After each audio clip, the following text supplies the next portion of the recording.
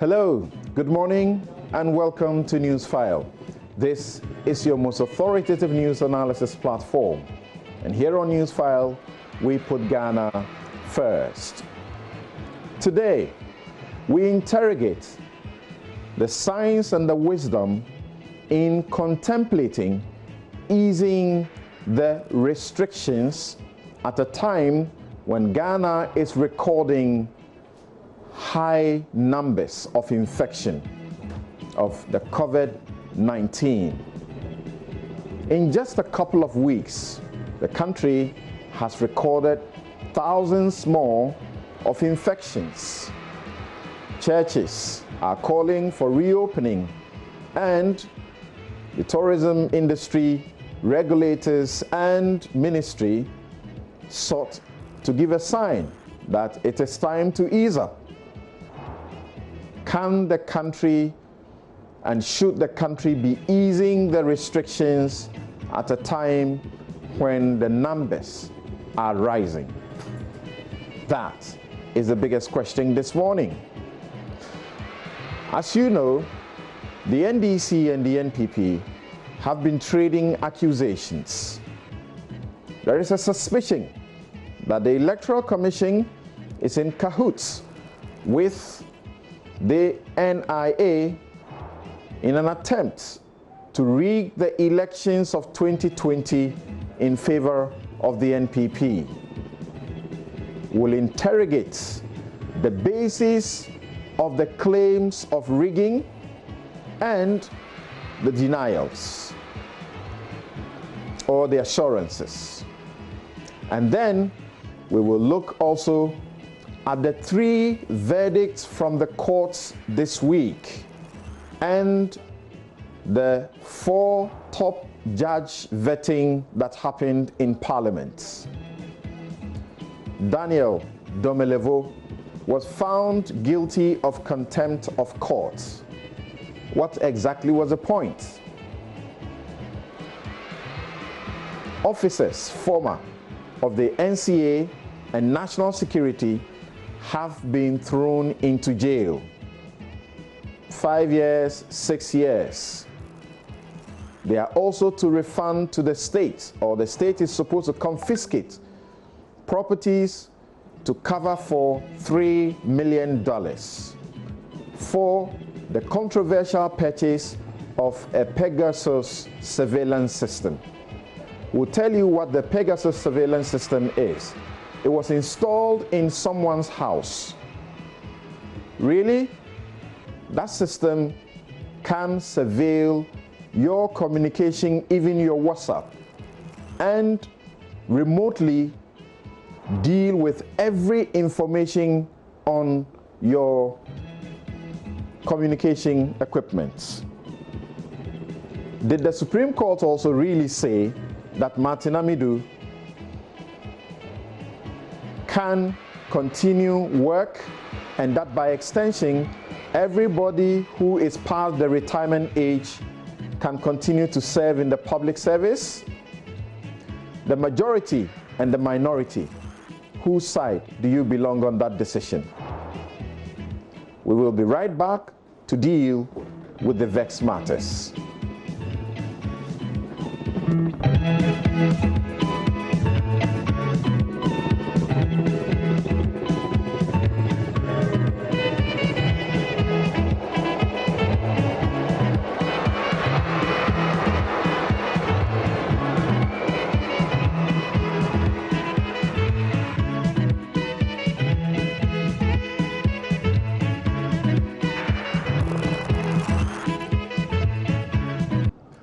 You're welcome back. This is Newsfile. It's your most authoritative news analysis platform.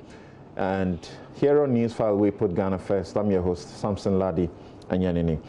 And we begin right away to ask questions about what could be the science that is informing a contemplation of easing the restrictions in Ifeda. Already it does appear that there was some disquiet about, removing the lockdown at a time when it was removed. And as you know, that our numbers have climbed so very fast. And in the last 2 weeks, it has risen so rapidly in the leaps, so that we are nearing 6,000. We have done 5,638 confirmed cases. Joining us on Zoom is Kwame Sapong Esiedu, pharmacist and fellow, Ghana Center for Democratic Development, CDD. Kwame, thank you so very much once again for making time to join us from your UK home. Something for having me, and thank you. Good morning to all your listeners as well. Great. So our audiences have been very excited about how straightforward you have been in educating them and dealing with the matters in the manner you have done. The first question we would like to ask will be on the basis of these clips that we are going to watch now. There was a press conference held, and we have heard suggestions that the restrictions might be eased now. In fact, not only suggestions, but there have been actual steps that have been taken as far as the Tourism Authority is concerned and that affiliated ministry is concerned. Something happened and got people really mad, and within some minutes, things got changed. We also have some of the clergy who have been clamoring for an opportunity to go back in the church rooms, church houses. Let's listen to Dr. Bedu Sarkodie, doctor who is Director of Public Health of the Ghana Health Services. We'll hear Kweku Ajimanmenu, who is the Minister of Health, and Kojo Opon Nkrumah, who is the Information Minister on easing of the restrictions. We'll come back to you right away. The new cases confirmed that added to what we reported 122, with the distributions in Greater Accra 57, Ashanti Region 62, Central Region 2, and Western North 1. 2 more new deaths were added up, bringing the death toll to 24, with 24 deaths among 5,530 cases. The death to positivity rate, which we term as the case fatality rate, stands at 0.43%.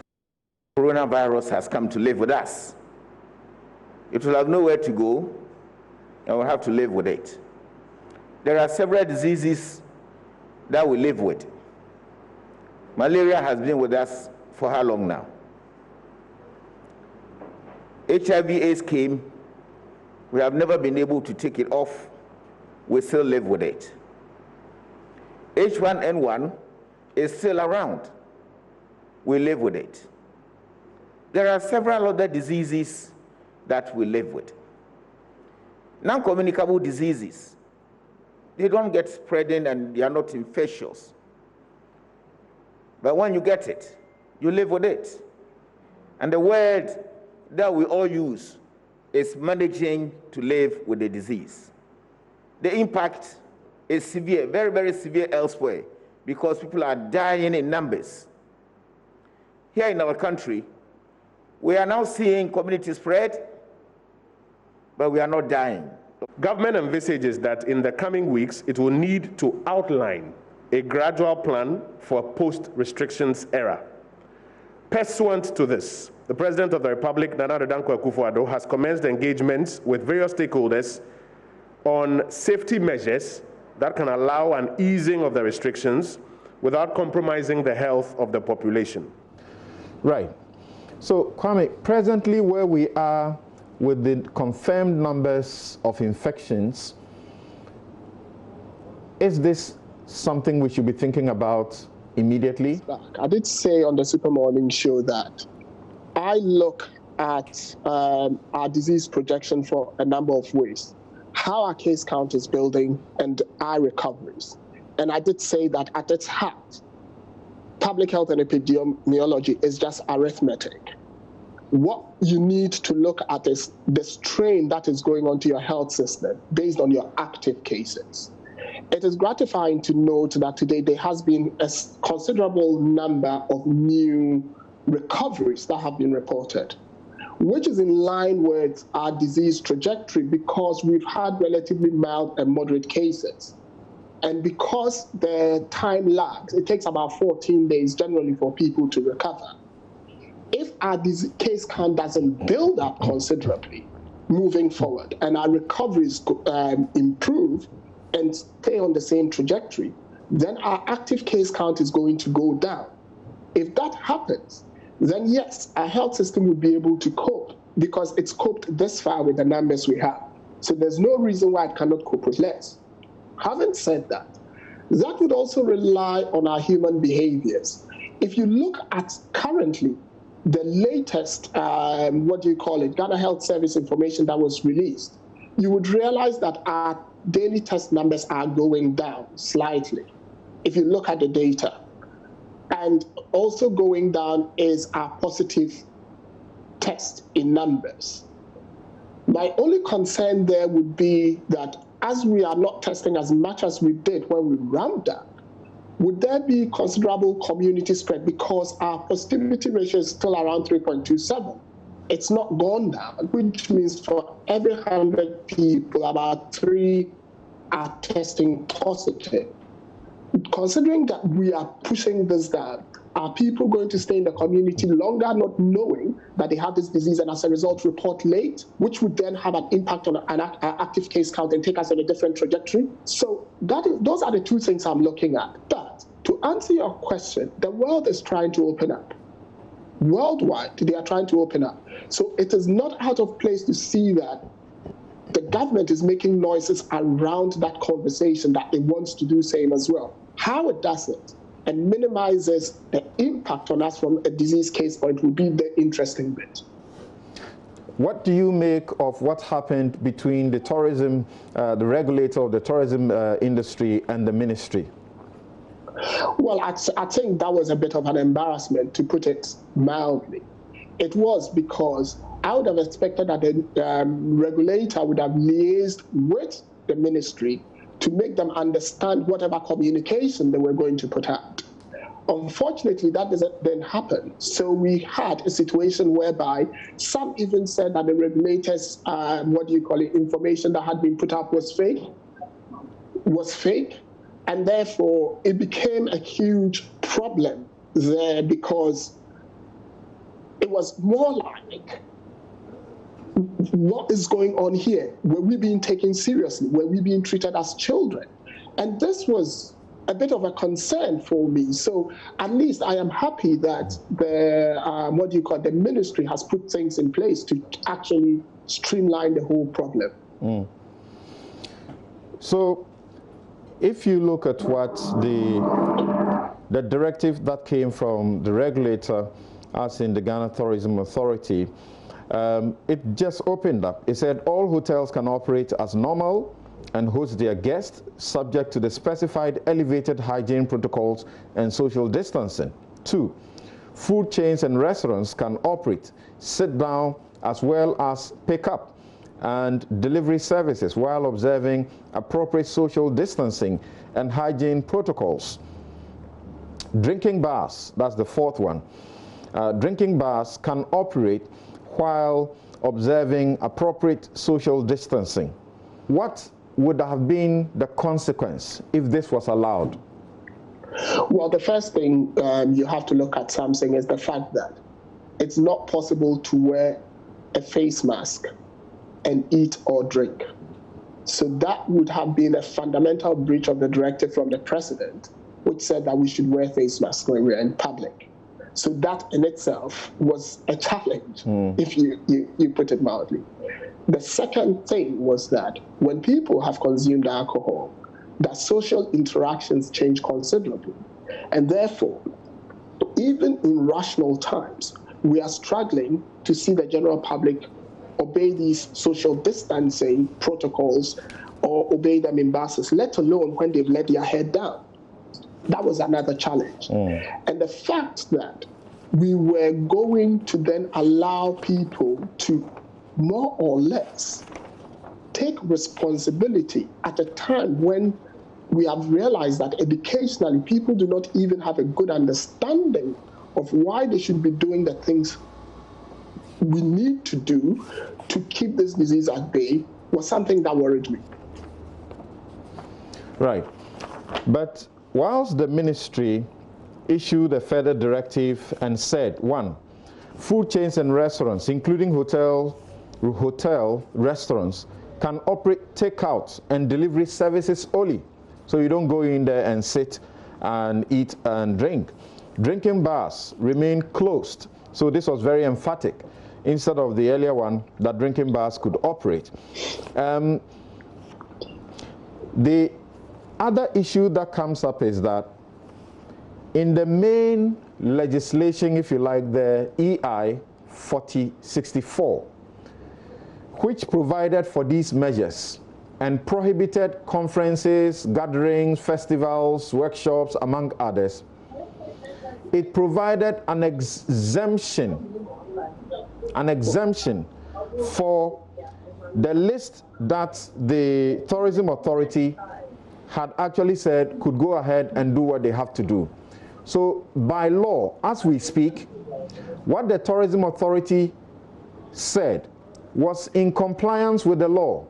It did not flout any law. So that today, as we speak, if anybody, any hotel, any restaurant, drinking bar operator went ahead and operate in the manner that the Tourism Authority directive said, you could not arrest them. You couldn't do anything to them, because they have enjoyed an exemption in the original law itself. Well, yes, but at the press conference, if you listen to the tourism minister, right, she did point that out. And I think that in times like this, common sense must prevail as well.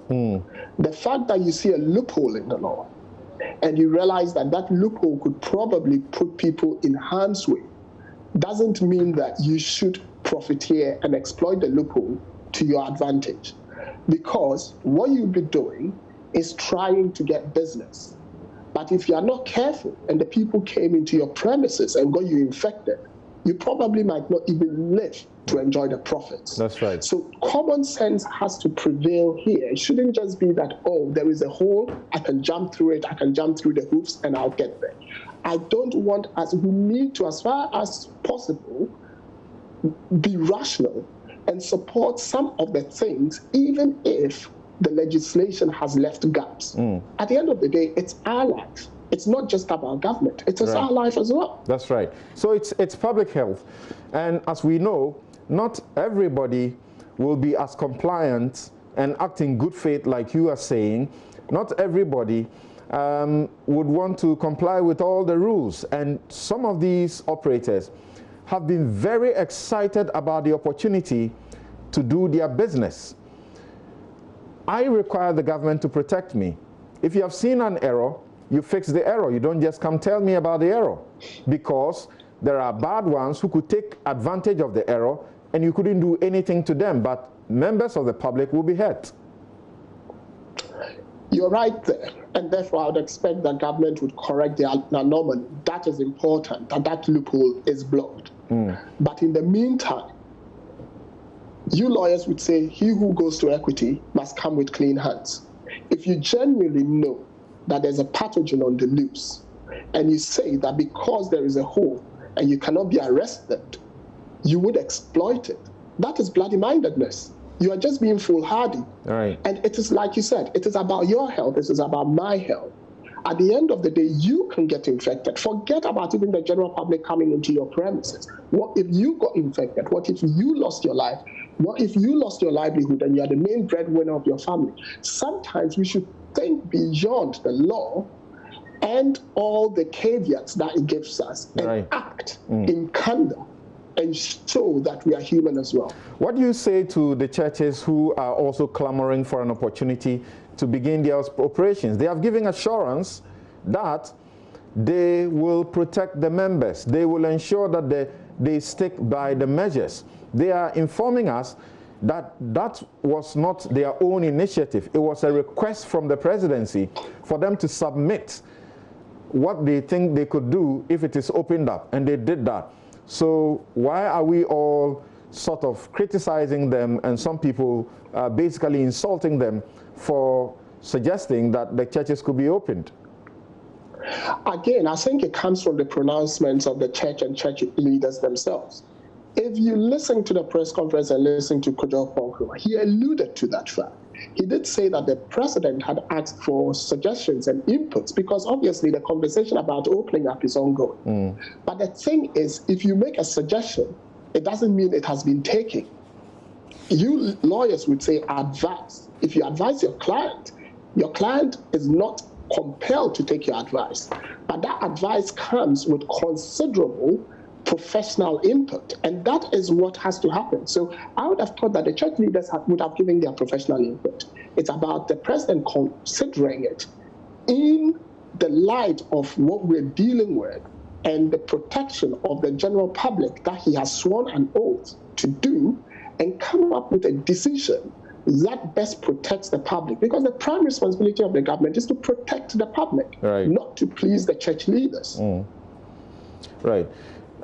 So as we speak now, these various interest groups are making these suggestions. And like the minister says, we have to live with the disease.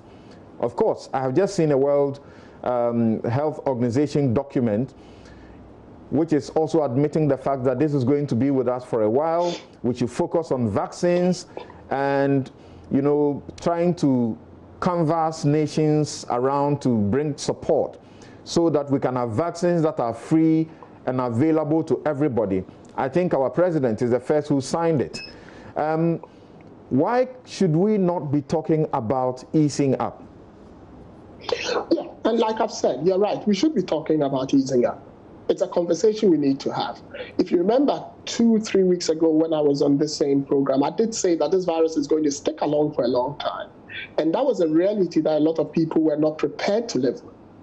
The issue is that if you look at it from a world opening up standpoint, no country that has gone down its epidemiological curve would want a second spike. Okay. Which means if you are coming from a country where you've have a history of infections, they will have to find a way of making sure you are not infected. And that's why there will be quarantine protocols in place. That if you come to Ghana, for example, 14 days, now the UK is saying the same thing. If that happens worldwide, it will have considerable impact on business and the international economy and GDP of especially smaller countries.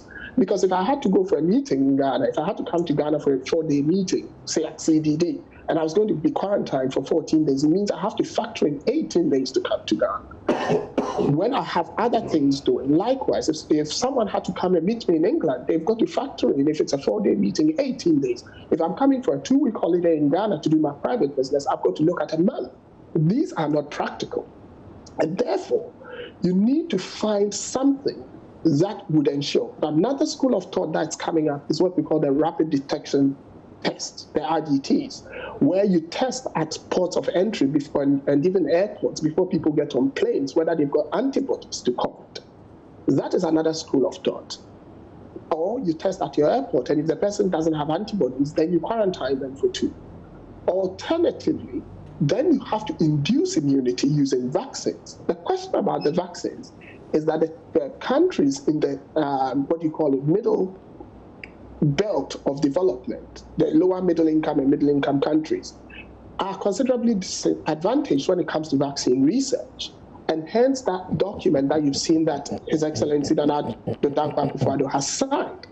The bigger question is about the fact of how that can be implemented. Because the point is, these countries where the research is taking place have committed their nation states and their citizens and exposed them to this pathogen so they can get the antibodies and start developing a vaccine. That has come with collateral damage in high mortalities. If you look at somewhere like the UK, they've had high mortalities. In the US, they've had high mortalities. But what is the collateral positive? It is the fact that a country like the UK is leading with 2 of the vaccine candidates. And even yesterday, the preliminary research from macaque monkeys to show that immunogenicity generates immunity in these monkeys after 4 weeks using the Oxford vaccine, which is a very positive thing, which most likely means that those who have been injected in human subject in the phase 2 trials, if the same thing is produced, then we are on our way to a vaccine. what is the contribution of us in Ghana, Africa, going to be?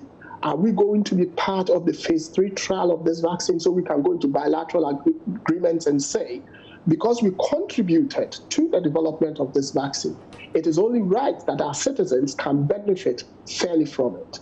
If we don't do that, then I doubt it will be acceptable just to go to them cap in hand and say, after investing your human resource, your financial resource, your scientific resource, invest in your pharmaceutical industry and getting this as a huge cost, come and give it up to us for free. That's interesting. Even that is against natural justice. Yeah, that's interesting. So even as I look at that WHO document, you can tell that countries who are committed in finding a vaccine are not subscribing to it yet.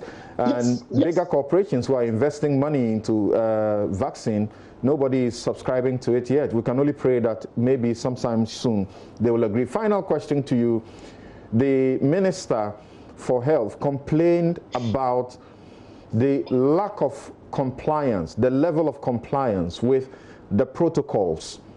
He's been talking a lot about it, and anytime he has the opportunity, he literally is pleading on his knees with everybody to abide by these measures. For example, wearing of the mask.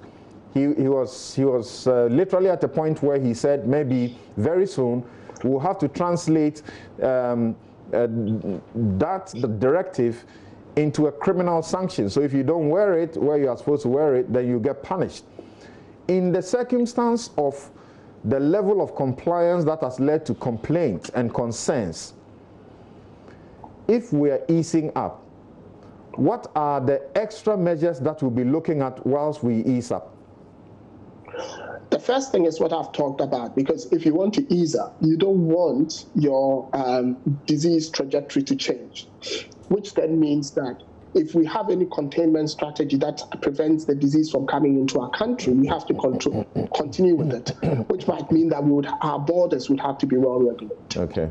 So that it doesn't come in, which would imply all these quarantine arrangements and other things. The second thing would be personal responsibility of the citizen, where we wear our face masks, we practice social distancing, we wash our hands, we practice personal hygiene, we are aware.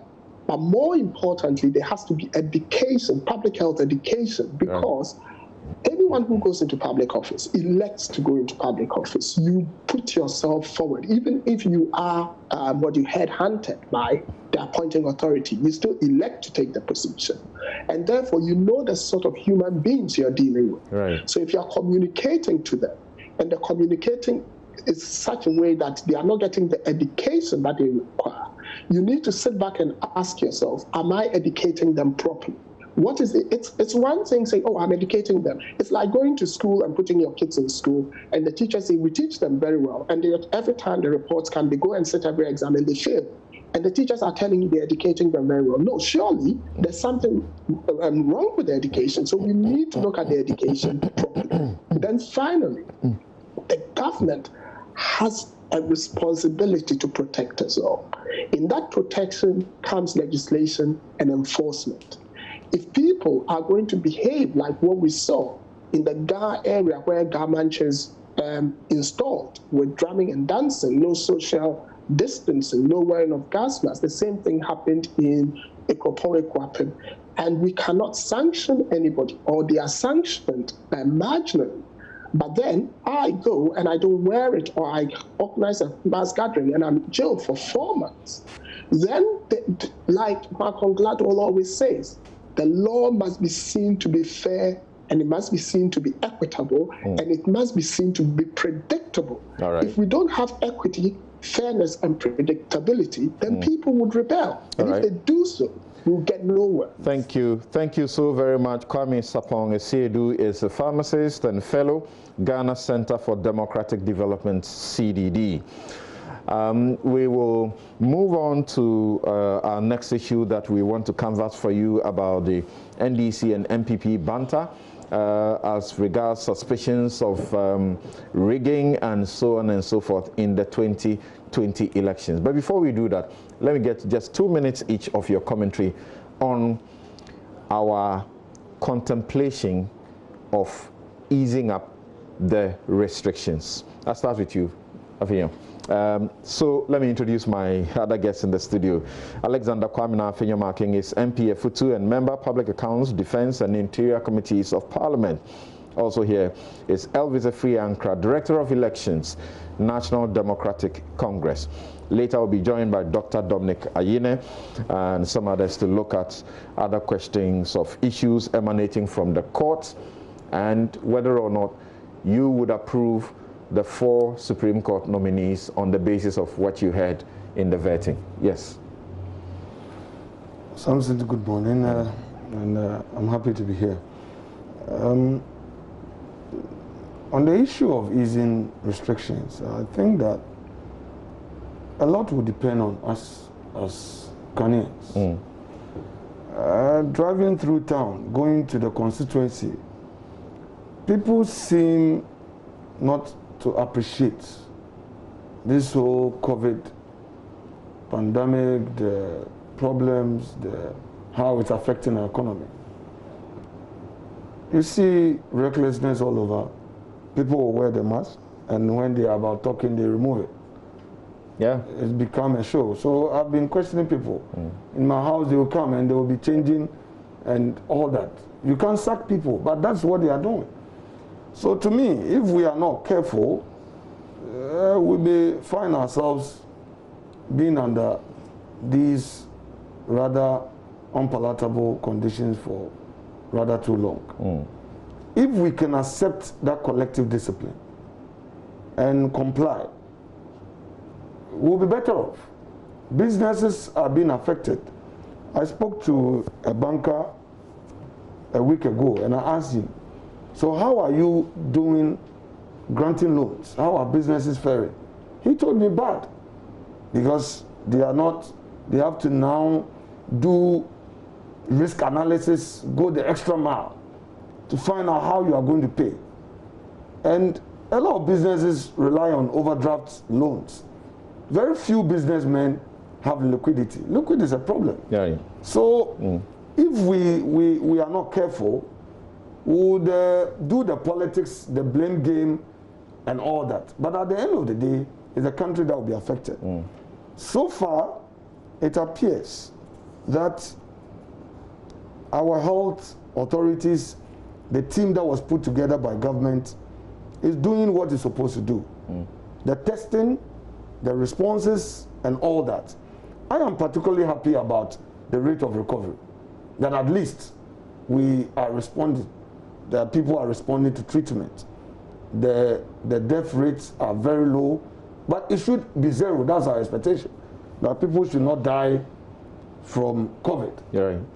But if we can minimize the community spread, all of us must adhere to the safety guidelines, the precautions, the protocols, that keep a distance, wash your hands, wear your mask, and all that. So if we are to contemplate the easing of the restrictions, then we must equally contemplate further discipline by ourselves. Right. I mean, if we are not disciplined, we can't contemplate much more discipline on the way we do the way we do things, and we allow things to go the way it's going.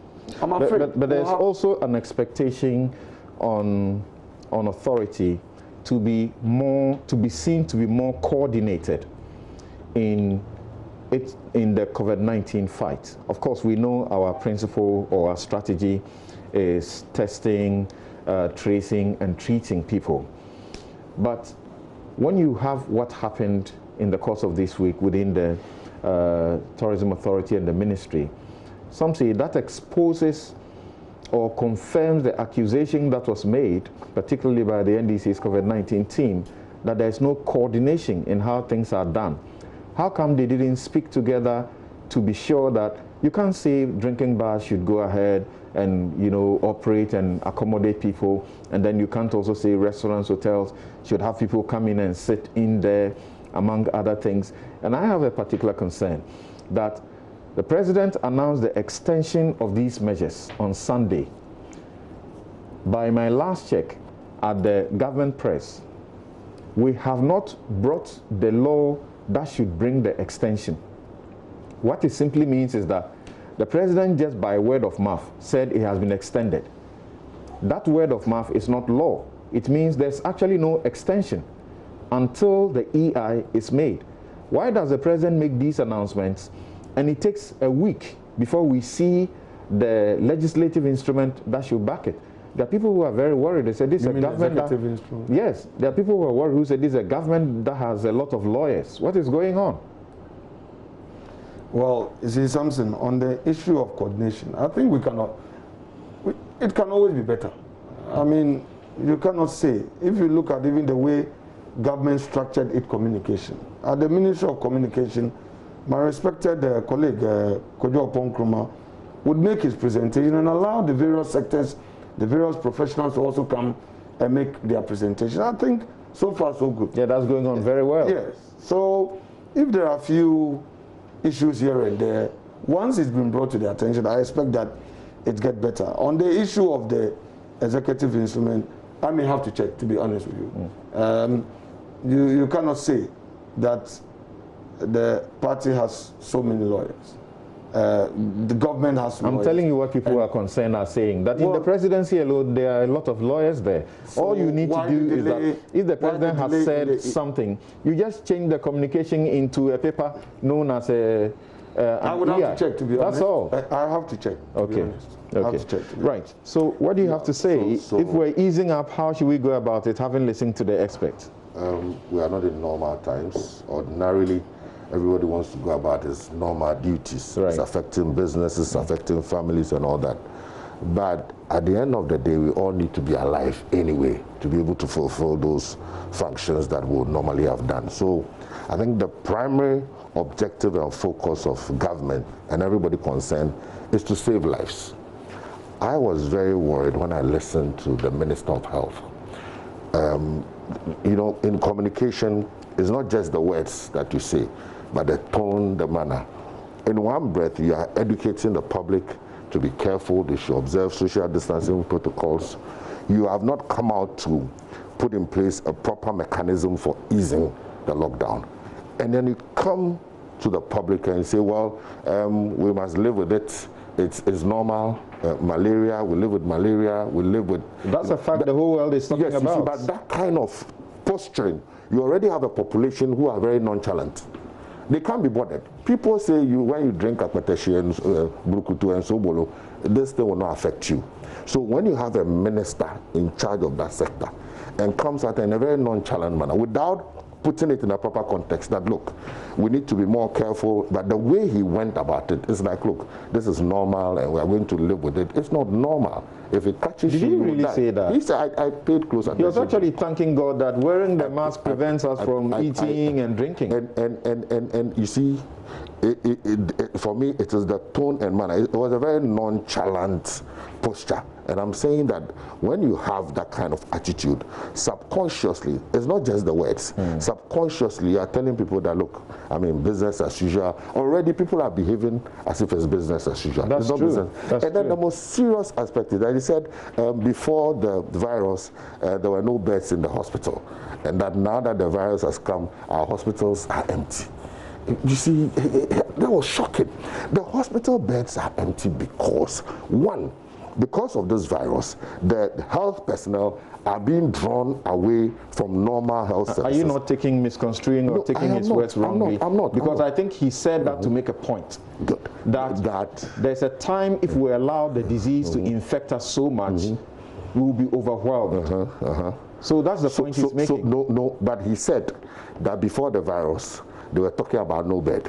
Now that we have a virus, the hospital beds are empty. He said that. I listened to him.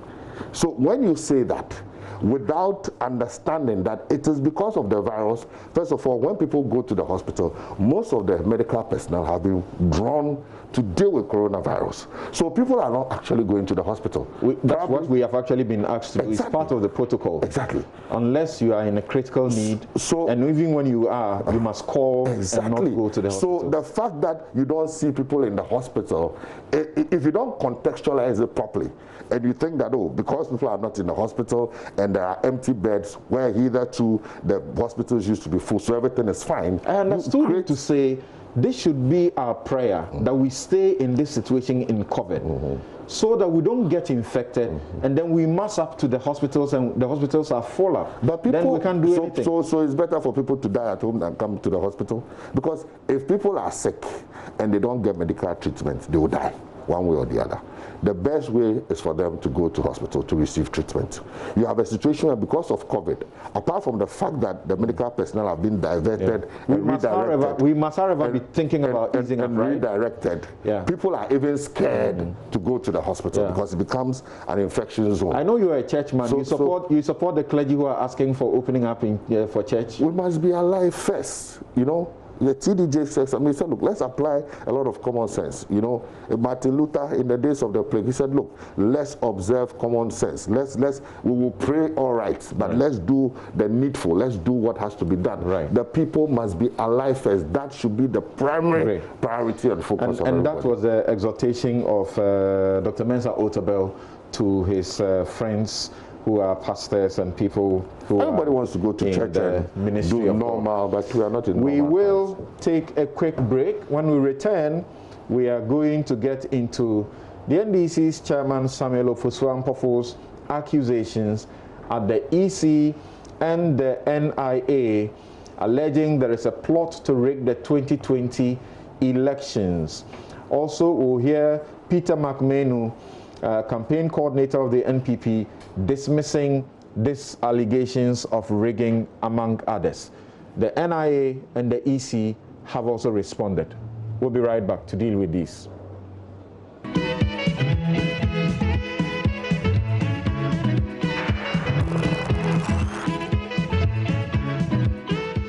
Considering the figures that have been churned out on the table, it shows that should the Electoral Commission decide to embark on a new voter registration, what it means is that all these people who don't have NIA card will have to either go and swear affidavit or wait until some people are registered and guaranteeing them.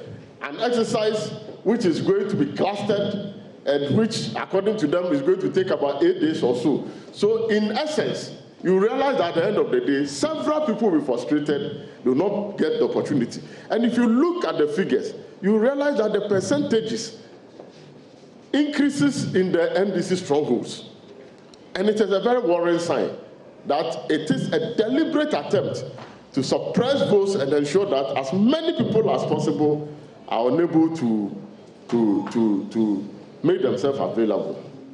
It does appear that the Jim Mensah-led EC, ably supported by the Kenatefa-led NIA, are only interested in rigging the 2020 general elections for President Akufo-Addo and the ruling New Patriotic Party through voter suppression in NDC strongholds.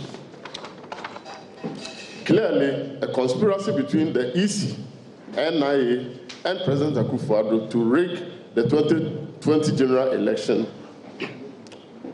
It is the kind of conspiracy that has plunged many a country into chaos and instability. We of the NDC do not wish this for our dear country, hence our constant warnings. The exclusion of the voter ID card from the requirement of registration for the national ID card by the Akufo-Addo-led government was part of a well-calculated scheme to disenfranchise a good number of Ghanaians from acquiring a national ID card, Ghana card, which was to be used subsequently as one of the registration requirements in the new voters register plan they had long hatched. It is not the fault of MPP that the NDC chose to bring back as their 2020 presidential candidate the very same man who gave Ghana the worst economic growth performance since 1994. It is not the fault of President Akufo-Addo that the NDC has very little confidence in their own chosen candidate for the 2020 elections in the person of John Mahama. We do not need the EC to rig an election in our favor. A government that has put 1 1.3 million children to school, who, if NDC was in power, would be on the streets, does not need an election to be rigged in its favor. A government that has restored industry and is creating jobs for the people does not need an election to be rigged in its favor. A government that has put 100,000 unemployed graduates to work does not need an election to be rigged in its favor. A government that has put the interests of the ordinary Ghanaian first, whether it is protecting money of millions of depositors or absorbing the cost of electricity and water of 30 million Ghanaians to ease the suffering of the people when there is a crisis, such a government does not need an election to be rigged in its favor. We intend to fight and win in December based on our performance. We call on the NDC to face up to the realities of the time and convince the Ghanaian people why they must bring an inept, clueless, and incompetent Mahama back to power after he ran down the country in the manner that he did. We didn't elect their flag bearer for them. They elected him. If they find that he is an albatross around their neck, they should not be making excuses way ahead of the election in order to justify his loss in December, which is inevitable. We will end by saying that we support the compilation of a new register, but we'll leave the decision to the Electoral Commission to make. However, with or without a new register, the New Patriotic Party is prepared to campaign and win the endorsement of the overwhelming majority of Ghanaian people once again in the next polls, based purely on what we are delivering to protect and improve the lives of the people in every corner of the country. So you had Samuel Ofosu-Ampofo, who is the national chairman of the NDC, and Peter McMahon, who is a campaign coordinator of the NPP. All of them held their press conferences almost around the same time, right after the NDC finished. Then the NPP also had its own. So I'm sure you have read the release by the Electoral Commission and also by the National Identification Authority. It does appear that your claims are, for want of a better word, voodoo, baseless, absolutely no basis. You believe in that, or you just took what they said at face value without doing any critical analysis? Yeah, so that's why you are here. Okay, so first of all, the Constitution, and fortunately you are the lawyers. The Constitution, Article 42, says that every citizen of Ghana of 18 years of age or above and of sound mind has the right to vote and is entitled, you know, I've never taken notice of that, is entitled to be registered as a voter for the purposes of public elections and referenda. So, first of all, it's an entitlement. If something is an entitlement, it means that whatever institution or state, whether it's a family, whatever, must ensure, do everything possible to ensure that you enjoy that entitlement. It's not, they're not doing you a favor, so it's an entitlement. You go to 45E. It says the Electoral Commission shall have the following functions, and it talks about it, A, B, C. When it comes to, it said, undertake programs for the expansion of the registration of voters. So these are constitutional edicts that determine the functions of the Electoral Commission. When people are entitled to be given the opportunity to register, and the EC must undertake programs to expand the register. So at any given time, when the EC is engaged in any activity, we will measure those activities according to the dictates of the Constitution. Now, per what the EC is doing today, the question we need to ask ourselves is, are they creating the opportunity for any Ghanaian who is entitled to be registered to have the opportunity to register? My answer is no. Are they doing things, putting in place mechanisms to ensure that they expand the voters register? My answer is no. What they are doing is rather to restrict, to create conditions, to create inconveniences, and make it difficult for some category of Ghanaians to be able to register. Now, so the EC itself, and with everything, I'll provide you with evidence. When this whole debate started about the need for a new register or not, we started going around speaking to civil society, diplomatic corps, etc., held press conferences. In response, the EC produced this document. And this is the EC's own document, Ghana Election 2020, Understanding the Need for a New Biometric Voter Management System and the Compilation of a New Voters Register.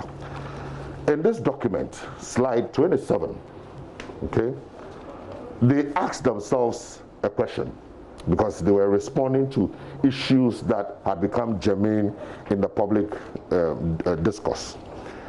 And they said, is the EC discarding all previous data?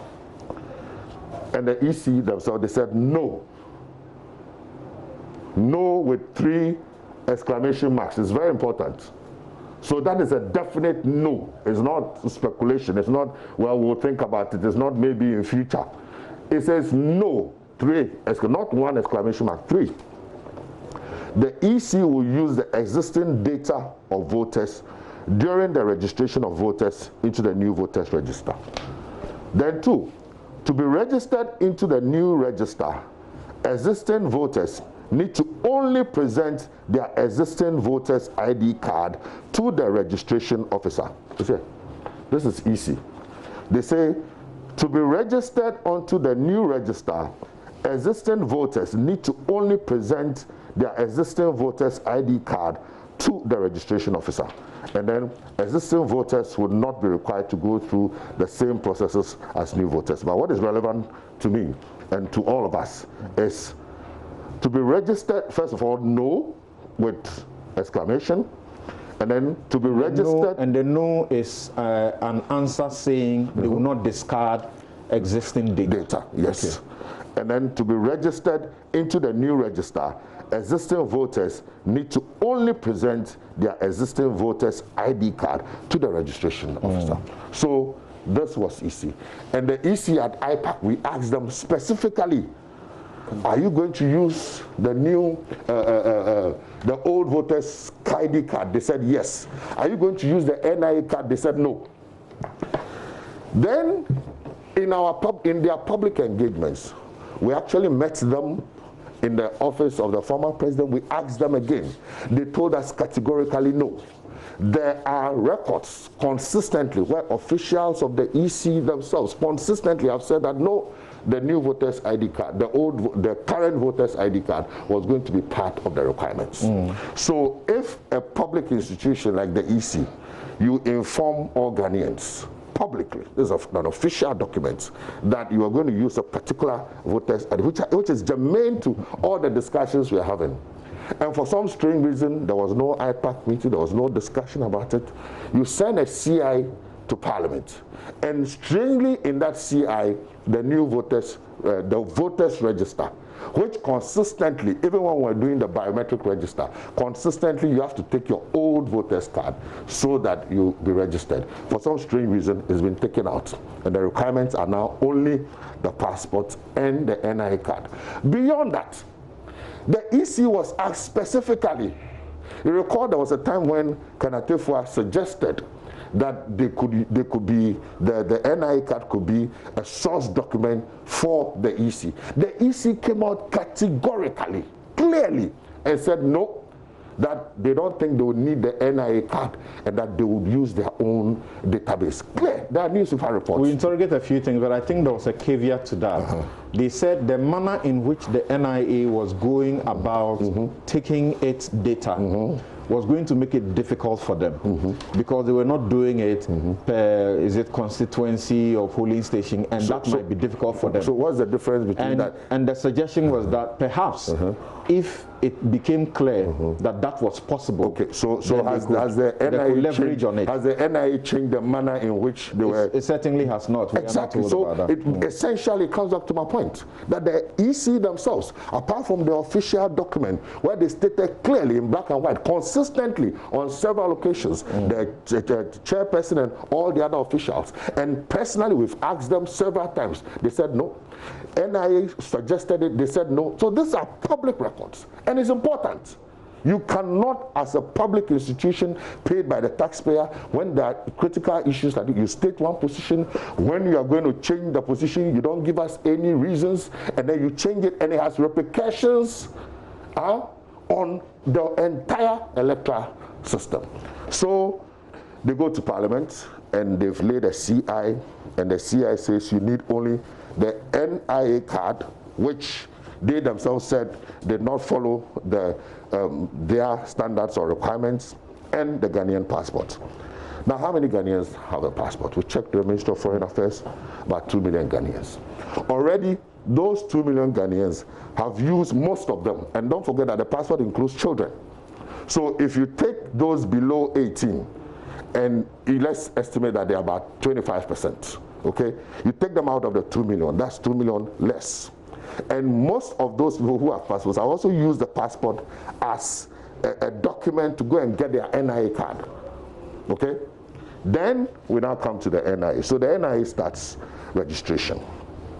When they start the registration, I was sent to the Volta region upon receiving several complaints that things were not going on well. Before you start with interrogating, bringing up that document that you have put together, the complaint therefore is that by saying that the source documents you need for registration are the Ghana card or the passport, they are going to suppress votes by exclusion of the voter's ID, which is a major problem that you have. They are going to suppress votes. Will this be only NDC people who have ID cards so let me make that my are case. Being excluded? When I finish making my case, everybody who has voter's ID card that is being excluded. Samson. And then answer the question why you refer to the two source documents without the opportunity of the guarantors that they speak about. Originally, we heard that there will be one person can guarantee for 5 other people to register. Now, the EC comes to say one person can guarantee for as many as 10 people. Samson, take your time. You see, when we were in school, when you are answering primary school questions, objectives, when you go to university, you write thesis, you do literature research and all that. Exactly. So this is the kind of thing. So you need to allow me to build my case properly.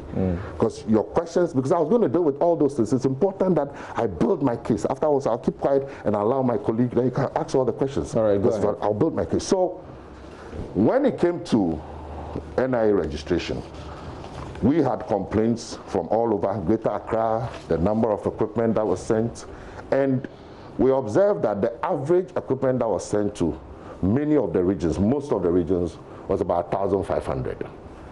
And when people were complaining that there was a network breakdown, no internet connectivity, there were long queues, there were fights, people go there to get guarantors, to get people to swear oath became a difficulty, so people will go 2-3 days, they will spend at the registration centers, they will give up.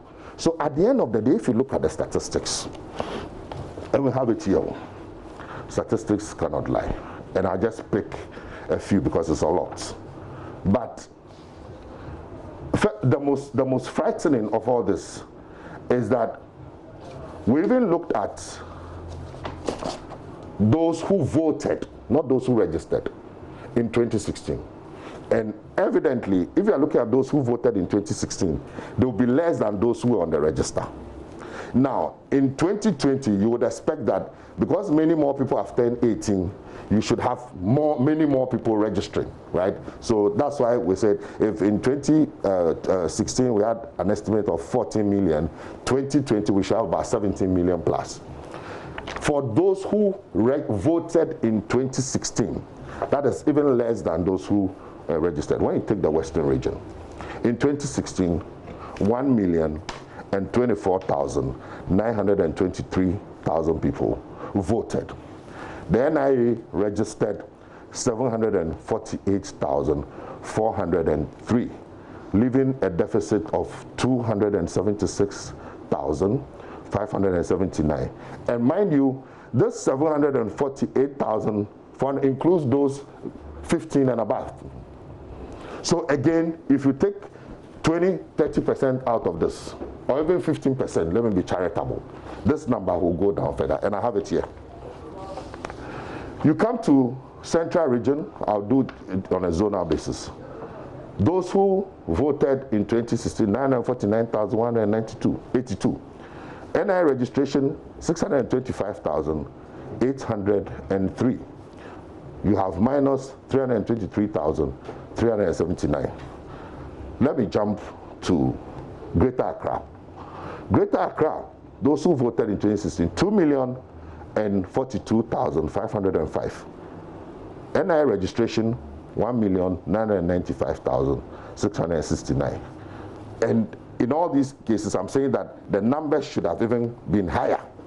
You go to Northern Region, 1,089,363. The number registered 908,204. You come to Upper East, 466,631. The number registered under NIA was 220,191. You go to Upper West Region, 295,019.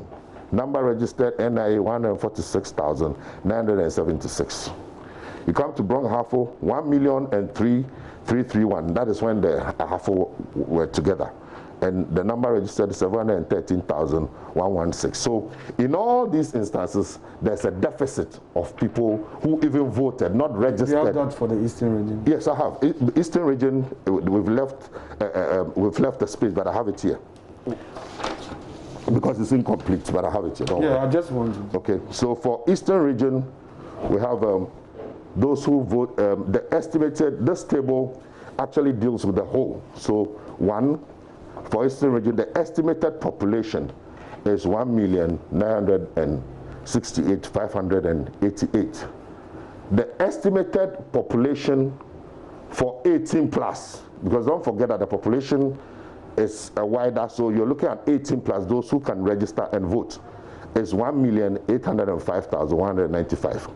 Now they've enrolled 1,229,373, and they have issued for 624,355.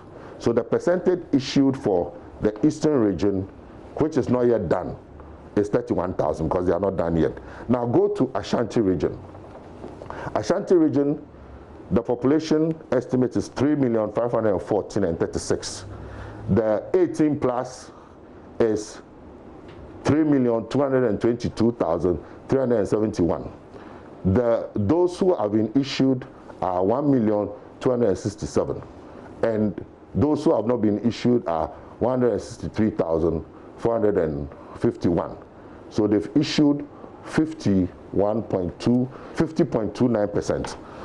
All we are saying is that if you look at these figures critically, you will see a certain trajectory. One, the number of people captured by the NIA so far is less than the number of people who voted in 2016. So by Article 42 and 45 there's a problem, because the NIA card becomes the primary document. Two, and which is even more dangerous, one of the primary documents. Now I'll come to that. This is even more problematic. Now, of these numbers, in a Central Region, they issued 54%, so you have a deficit of 45.41%. Ashanti Region, they issued 50%, etc., etc. Now, when you come down from the Northern Region, they issued They enumerated 981,947, as I said.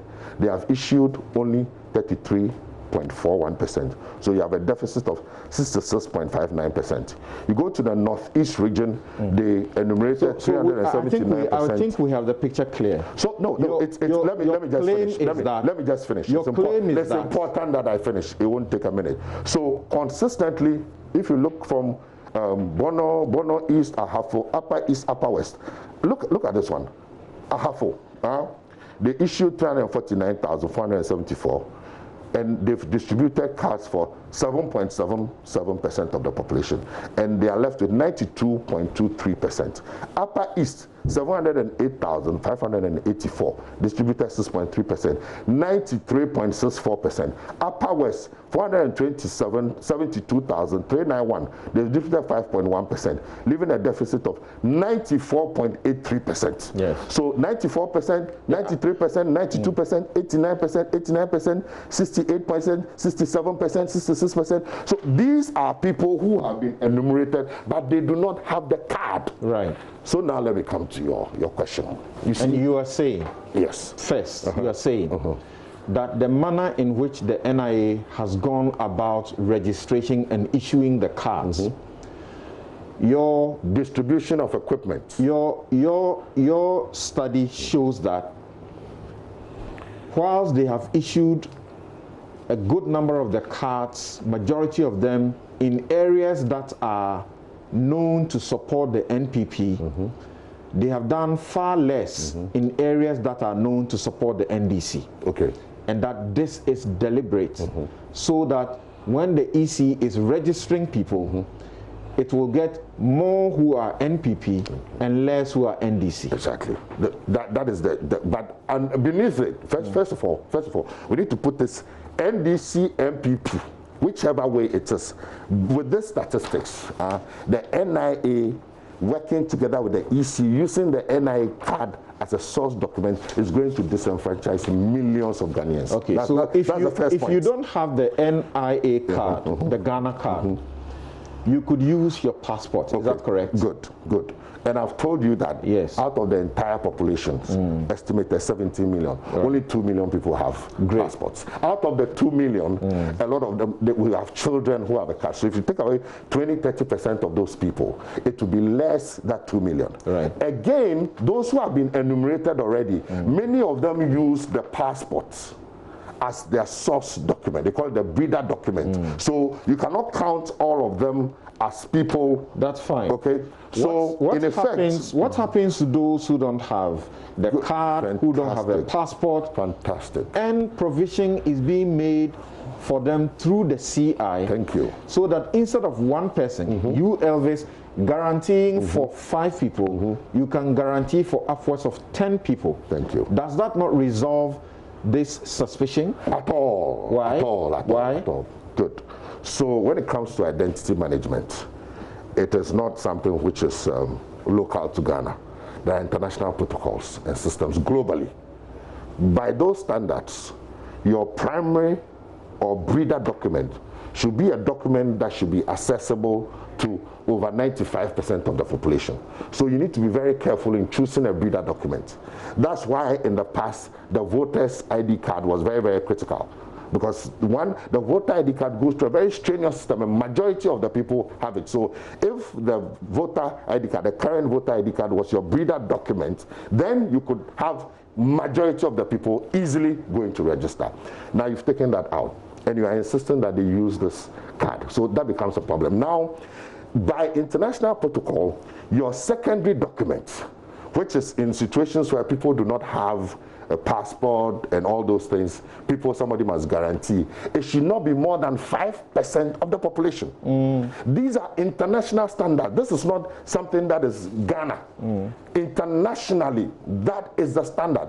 Let me be charitable. Let's say 10%. In December 2017, when the work was done in Parliament to amend the law to remove voter's ID card, driver's license, and baptismal certificate as valid registration, requirements.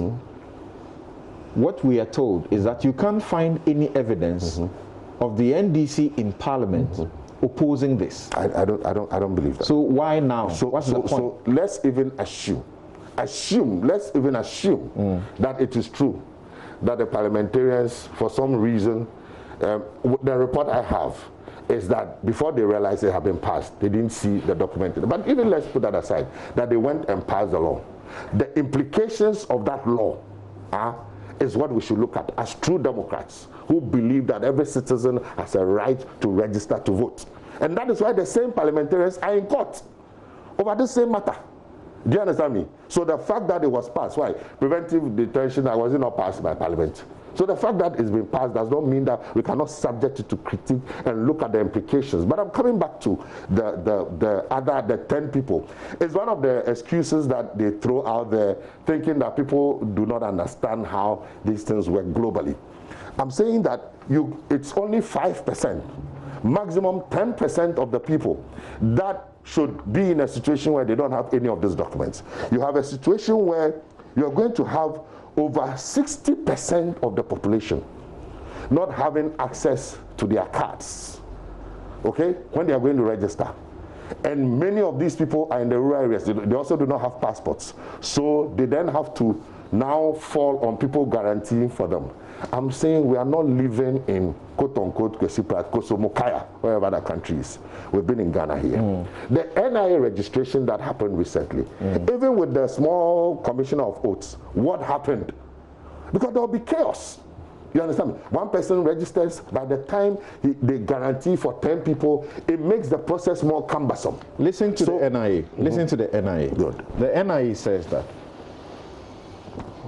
its latest daily average registrations stand at a minimum of 105,000 daily.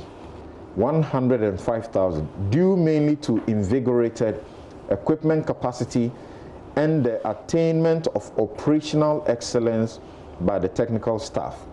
They say with this significant boost in daily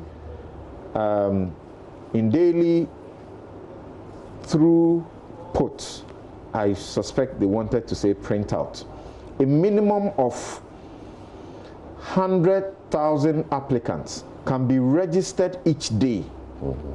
A minimum of 100,000 applicants can be registered each day. NIA can register 3 million Ghanaians in approximately 30 working days. And the target of 12 million would have been met by the 27th of March, 2020, when the nationwide mass registration exercise would have ended, but for its suspension due to the COVID-19 pandemic. The national target of 16.7 million people would have been achieved in the subsequent mop-up exercise that was planned to end in June 2020.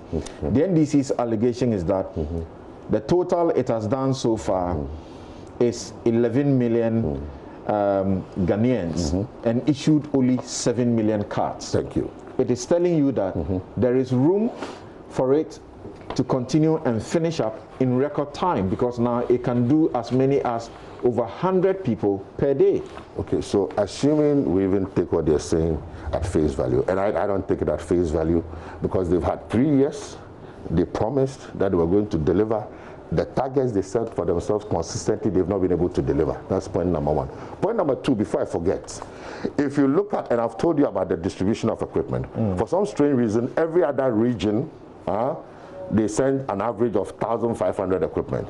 When it got to Ashanti, they did a procurement and bought new equipment, brand new. We have all the documents, brand new equipment, and they increased it to 5,000 plus.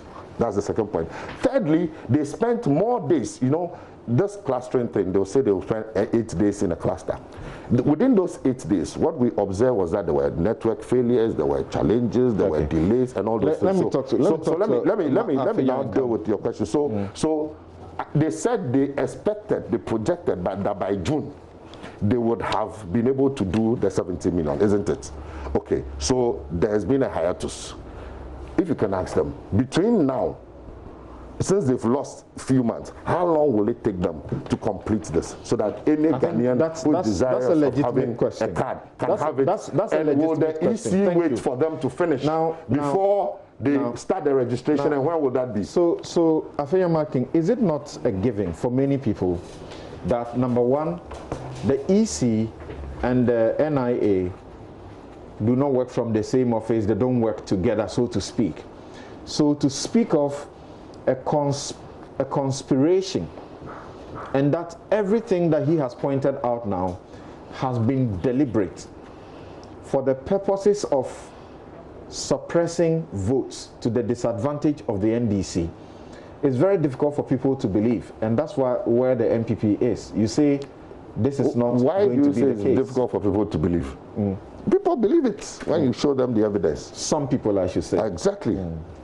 Right, so let me first address a fundamental question. Okay. The CI.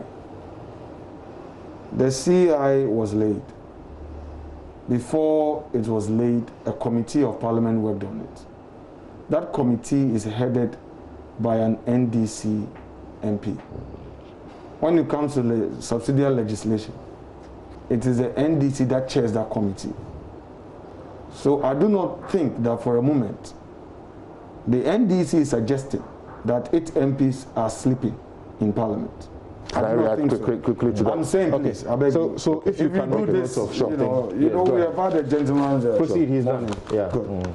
I do not think that the NDC is suggesting that the concerns they are raising today are concerns that they pushed through in parliament and it was overlooked, and that they are using another avenue to raise same concerns, or that their MPs were sleeping.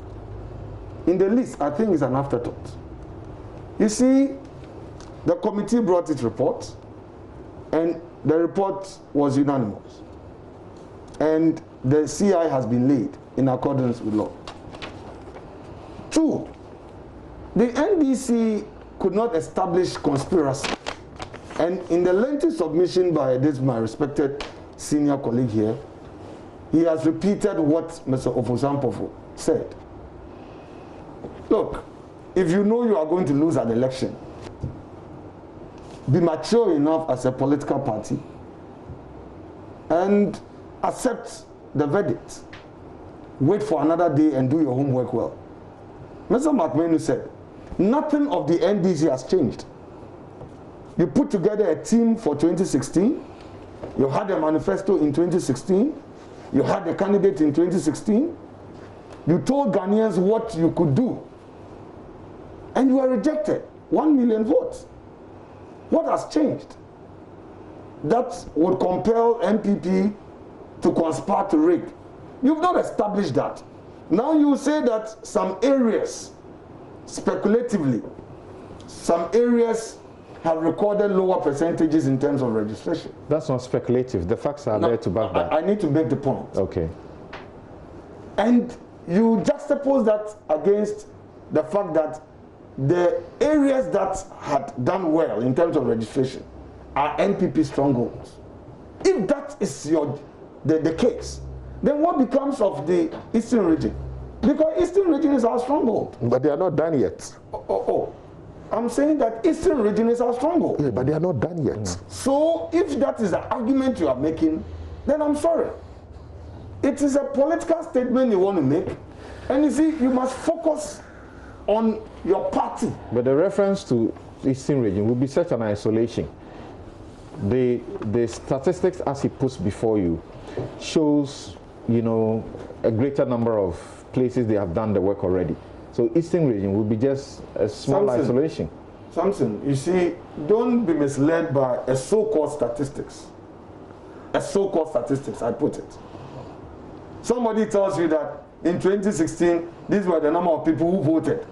And then we think that these are the number of people who have been registered. You put to him a question. That answer the question as to the third requirement, where you can guarantee up to 10. He couldn't answer. He was struggling. His answer is that by standard, international standard, that third requirement should not bring you to a certain level it should rather give you the lowest numbers of people that do not have source documents for the registration process. I am saying that if the NDC tells Ghanaians that whatever concerns they have with the EC is anchored on conspiracy, that is misleading. Okay. That is my first point. They've not established that conspiracy. If they say that, look, there are general challenges where people will be disenfranchised, it's a concern that they must even sit with us as a party and say, look, all of us are going to suffer. Don't say that somebody will benefit and another would lose. On this platform, he has changed his position. He generalized it that they're disenfranchised. When people are disenfranchised, it's going to affect every party. But that is not what they said at their press conference. You said that the NPP is deliberately scheming to rig. Why? This is a party that even came out boldly to say that the restrictions placed as a result of COVID-19 was aimed at rigging the elections. So I'm saying that NDC, you are a very mature political party. Who said that? What you just said? Oh, Mr. Sedun Katia. Okay, I'm not No. Yes, I didn't want to personalize it because of my respect for him. Okay. But as a general secretary, he speaks for his party. Okay. He hasn't come out to deny that he spoke. No, my production is confirming that. Yeah, he said so. That's correct. Out of respect for him, I decided to take his personality out. But I'm saying that. Can we look at this now? No, we are looking at the same thing. You say that when it comes to the EI, the CI, yes, which removed voters' ID, removed the baptismal certificate, and removed the next thing. What is it? One other thing, the CI. Which of the CI for the EC or Yes. NIA? There are two things. No, that's for the NIA. Okay, NIA. That's for the NIA. That's for the NIA. That's where you said all the MPs were there. I've told you that subsequently they've gone to court. You are saying so that don't mix the two. It was an NDC person who chaired that subcommittee, and so far we all also don't have any evidence of any protest in that. But how do you answer the question as to what happens to the EC's original position as you find in its own documents that existing data will not be done away with? That's right before you. What happened to that? Samson, with the greatest respect to this platform, I would not respond to questions that will move me away from the allegation of conspiracy. No, we are getting there. That is evidence of the conspiracy. That is one. Samson, you allowed him. No, we can do it. We can do it very nicely. So let's proceed. I was making a point. Let's proceed in this way. Let me finish my point. Then in the end, I think that our audiences will be the best judges. Very well. That's fine. First, what do you think? I'm not saying respond for the EC. No problem. What do you say about the EC's original position that you could bring your voter's ID and you could register in the process? What happened to that? Samson, the EC is required to act within the confines of the law. You know that in the district assembly elections, when we felt strongly that they were acting contrary to law, we knew where to go, and we did that. Okay. The same way, in this voter registration exercise, a CI has been laid, which their members are in parliament. It is their member who checks that committee. They brought a report signed by an NDC MP. It is the report that backed the laying of that report, that CI. Without the report, we could not lay it. So that must be made clear. Today, the NDC is alleging conspiracy. And I'm saying that if you're making an absolute submission, that look, these are the challenges we have with the EC. We want to share with all political parties. That is fair enough. That is a good point. After all, the EC can never have a perfect system. But if you say that those inefficiencies, those irregularities, those challenges you have identified is as a result of conspiracy, then I take you on. Right. Why? When NIA was in Winneba, the 40 machines, I called a certain Colonel Sam, I've forgotten his name, the officer in charge of Central Region. I was always on him. Delays and all that. That is a general concern. I agree with you. But if you have these challenges, raise them.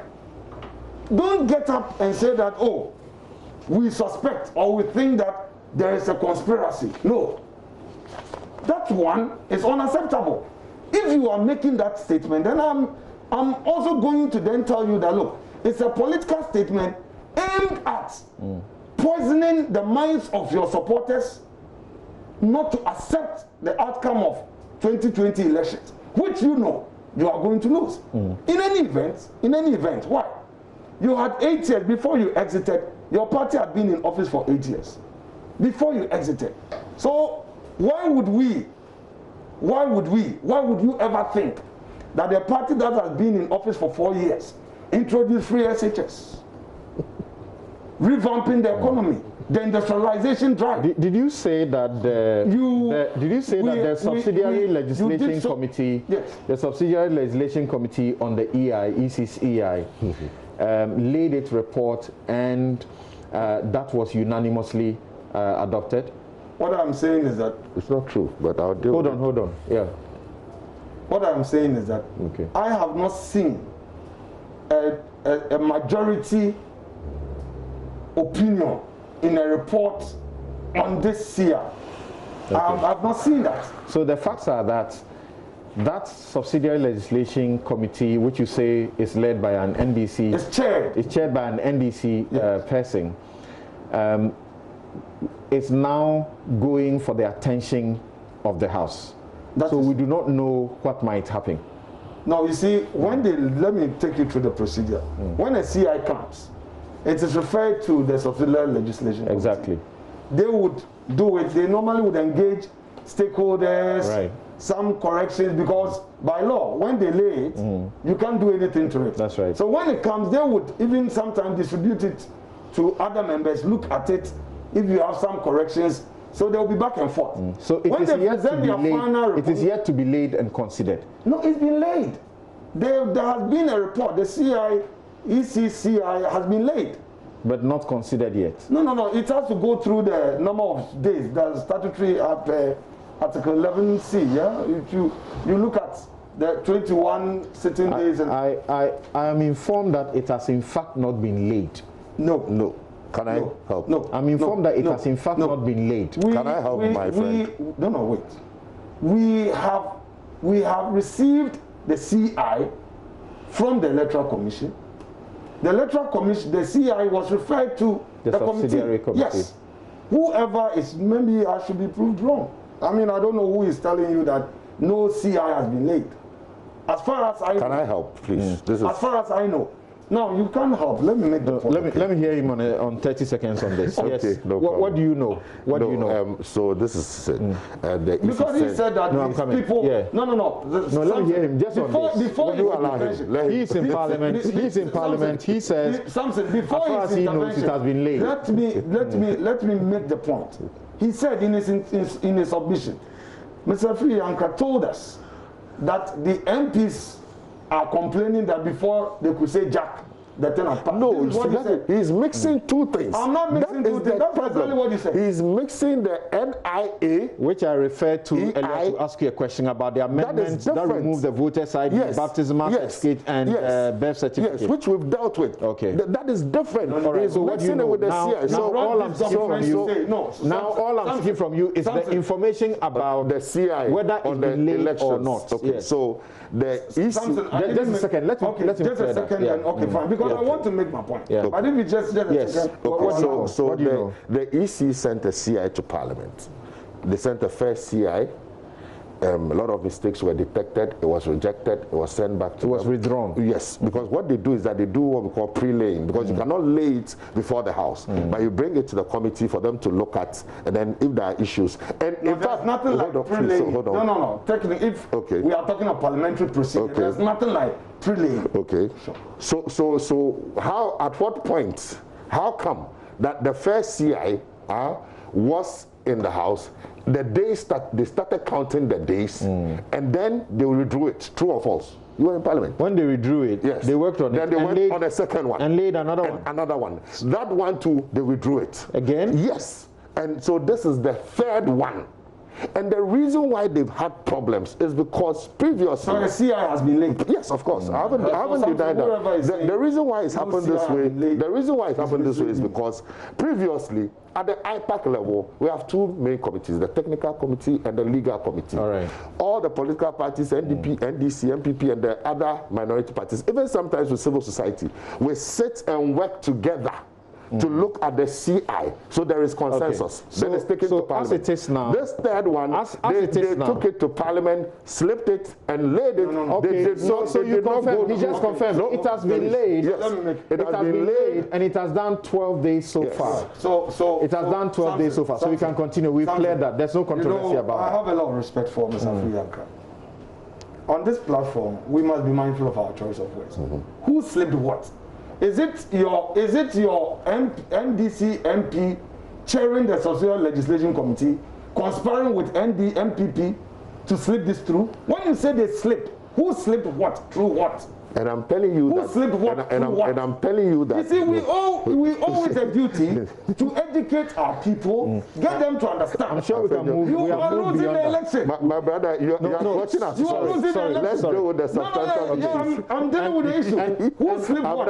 I've never seen you guys, if we don't stay on the facts, we don't have all the time. That is why I want him to stay on. No, Evans, please hold on. I beg you. Right. I want us to be focused. The words we use here. You see, you can do that press conference, you can play to the gallery. Here, people want to see the substance. And I'm saying that it would be wrong to say something has been slipped through. What does the NPP know? What does the NPP know? What does the NPP know? What does the NPP know to completely discount all the claims made by the NDC? Something. What does the NPP know? Something. And I think it's about time I come in because it's been shifting. No, hold on. You did a lot of time. Something. This question is to tell me that somebody has alleged. The NPP held a press conference and completely, totally, utterly rubbished everything the NDC has said. My question is, what do you know to have come to the point where you did? Okay. I think that's a fair question. We are approaching this election on our own strength. Okay. First of all, even when they were in power, and we complain about the challenges at the EC, and they supported the EC, and quote, Mr. Mahama said, the EC should be allowed to do its work at the time. In spite of all that, they lost 1 million votes, even when they were in a comfortable lead. 1 million votes. Now, looking at our track record so far, looking at the promises we made to Ghanaians, and our commitment to these promises, and the goodwill so far, vis-a-vis the NDC's own record, and like the respected McMenu said, nothing has changed in the NDC to warrant any possibility or the likelihood of Ghanaians saying that, oh, you could do better. In any event, you were in office for 8 years.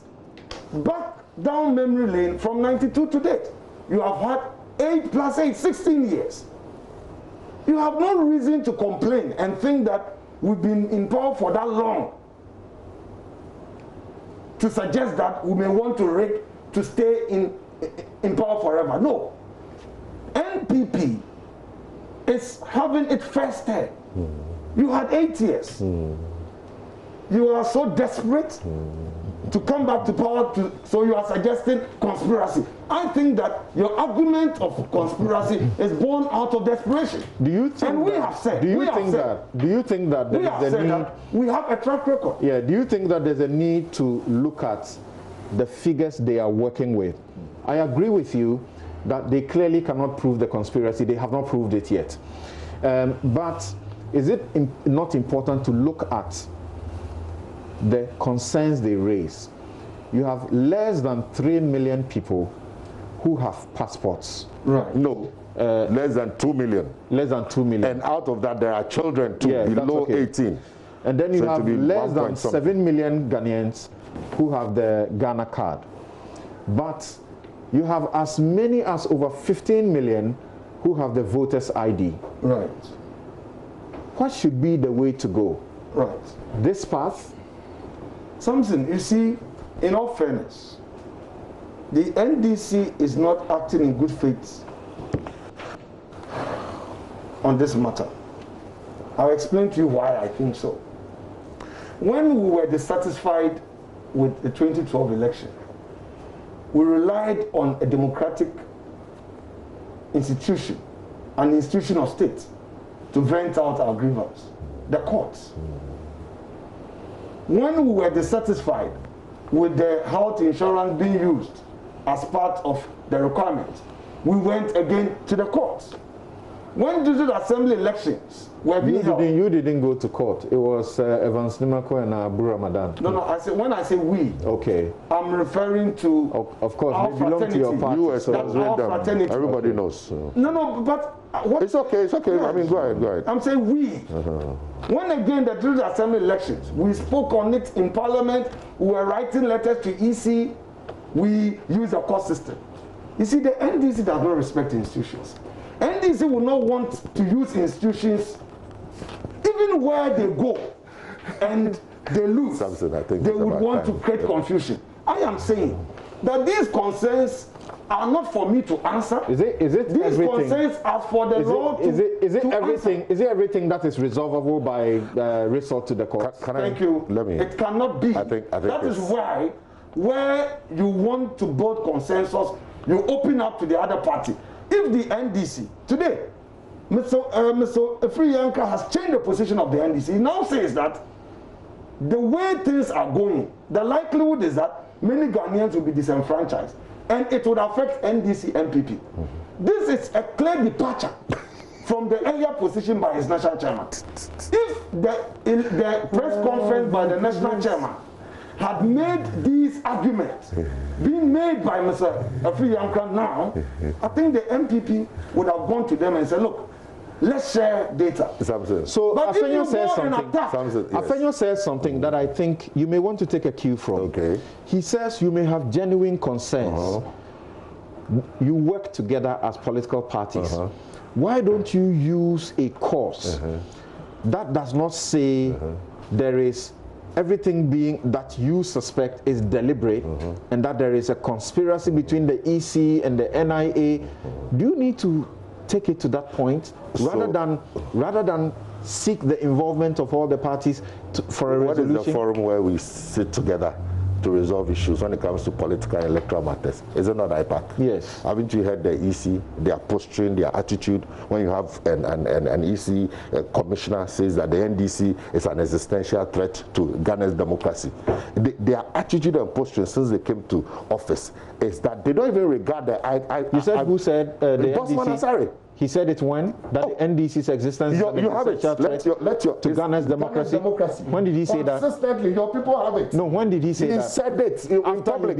After he became yes, EC. Yes, I'm surprised you don't know this. Beyond that, let me give you the shocker. Then when we criticize him for saying that, he's not here to answer for himself. Please, this is a matter and I am unaware of it. I think it's unfair. What are you talking, Samson? It's unfair to let that slip. No, Samson. There's nothing the NDC is an existential threat to Ghana's democracy. Record.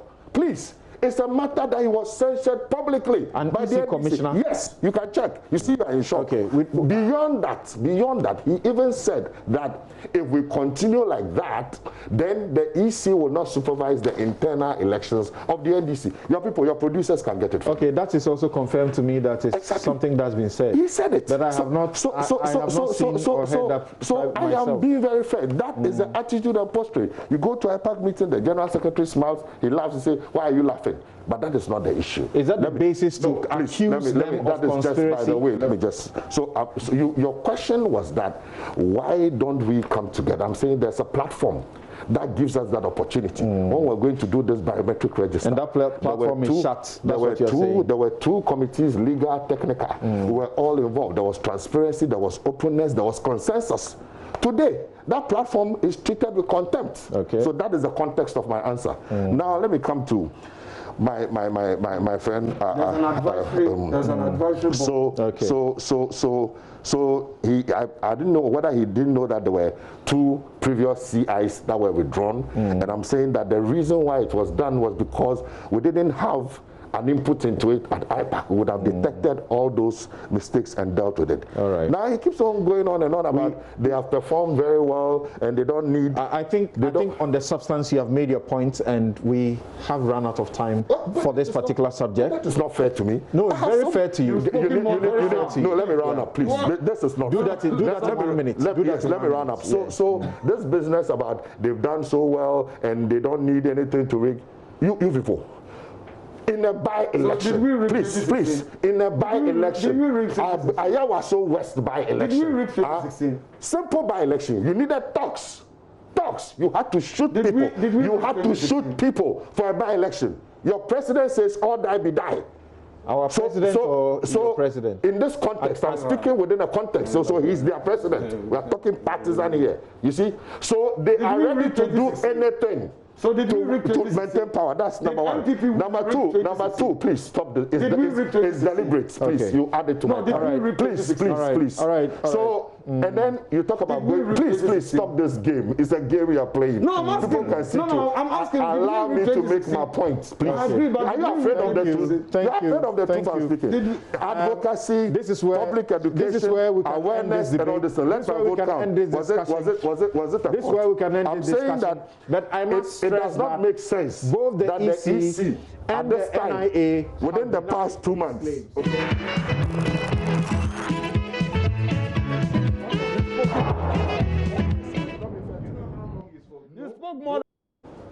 You're welcome back. This is Newsfile. It's your most authoritative news analysis platform, and here on Newsfile, we put Ghana first. And joining us for the next segment to deal with the courts and law and vetting of judges is former Deputy Attorney General Dominic Ayine. Thank you very much for joining us, sir. Thank you for having me, Samson. All right, so he happens to be the chairman of the Subsidiary Legislation Committee that sat on this report that we have been haggling over whether it's been laid, it's not been laid, and so on. Once you're here, in some 1-2 minutes, can you clarify for us? Okay. Has it been laid? In the course of your discussions, I actually sent you a text message when my learned colleague, mentioned the fact that the report has been laid by my good self as chairman of the Subsidiary Legislation Committee. I sent you a text message that factually that is incorrect because we are yet to lay the report. As you speak, the clerk of the committee has sent that report to me, and I'm reviewing it for purposes of laying when Parliament resumes on Tuesday, the 19th of this month. I'm reliably also informed that the majority leader has suggested elsewhere that this had been laid. Maybe he was inadvertently referring to the instrument itself. Okay. The instrument has been laid, and I think it has done about 8 or 9 days. I mean, I'm not too sure, but the report itself on the instrument hasn't been laid. All right. It's by consensus. Okay. Well, we are yet to meet on the report. Council, you see, to be fair to those who are viewing us, normally the committee will sit. Yes. And then get to a point. Yes. Clerk will draft the report.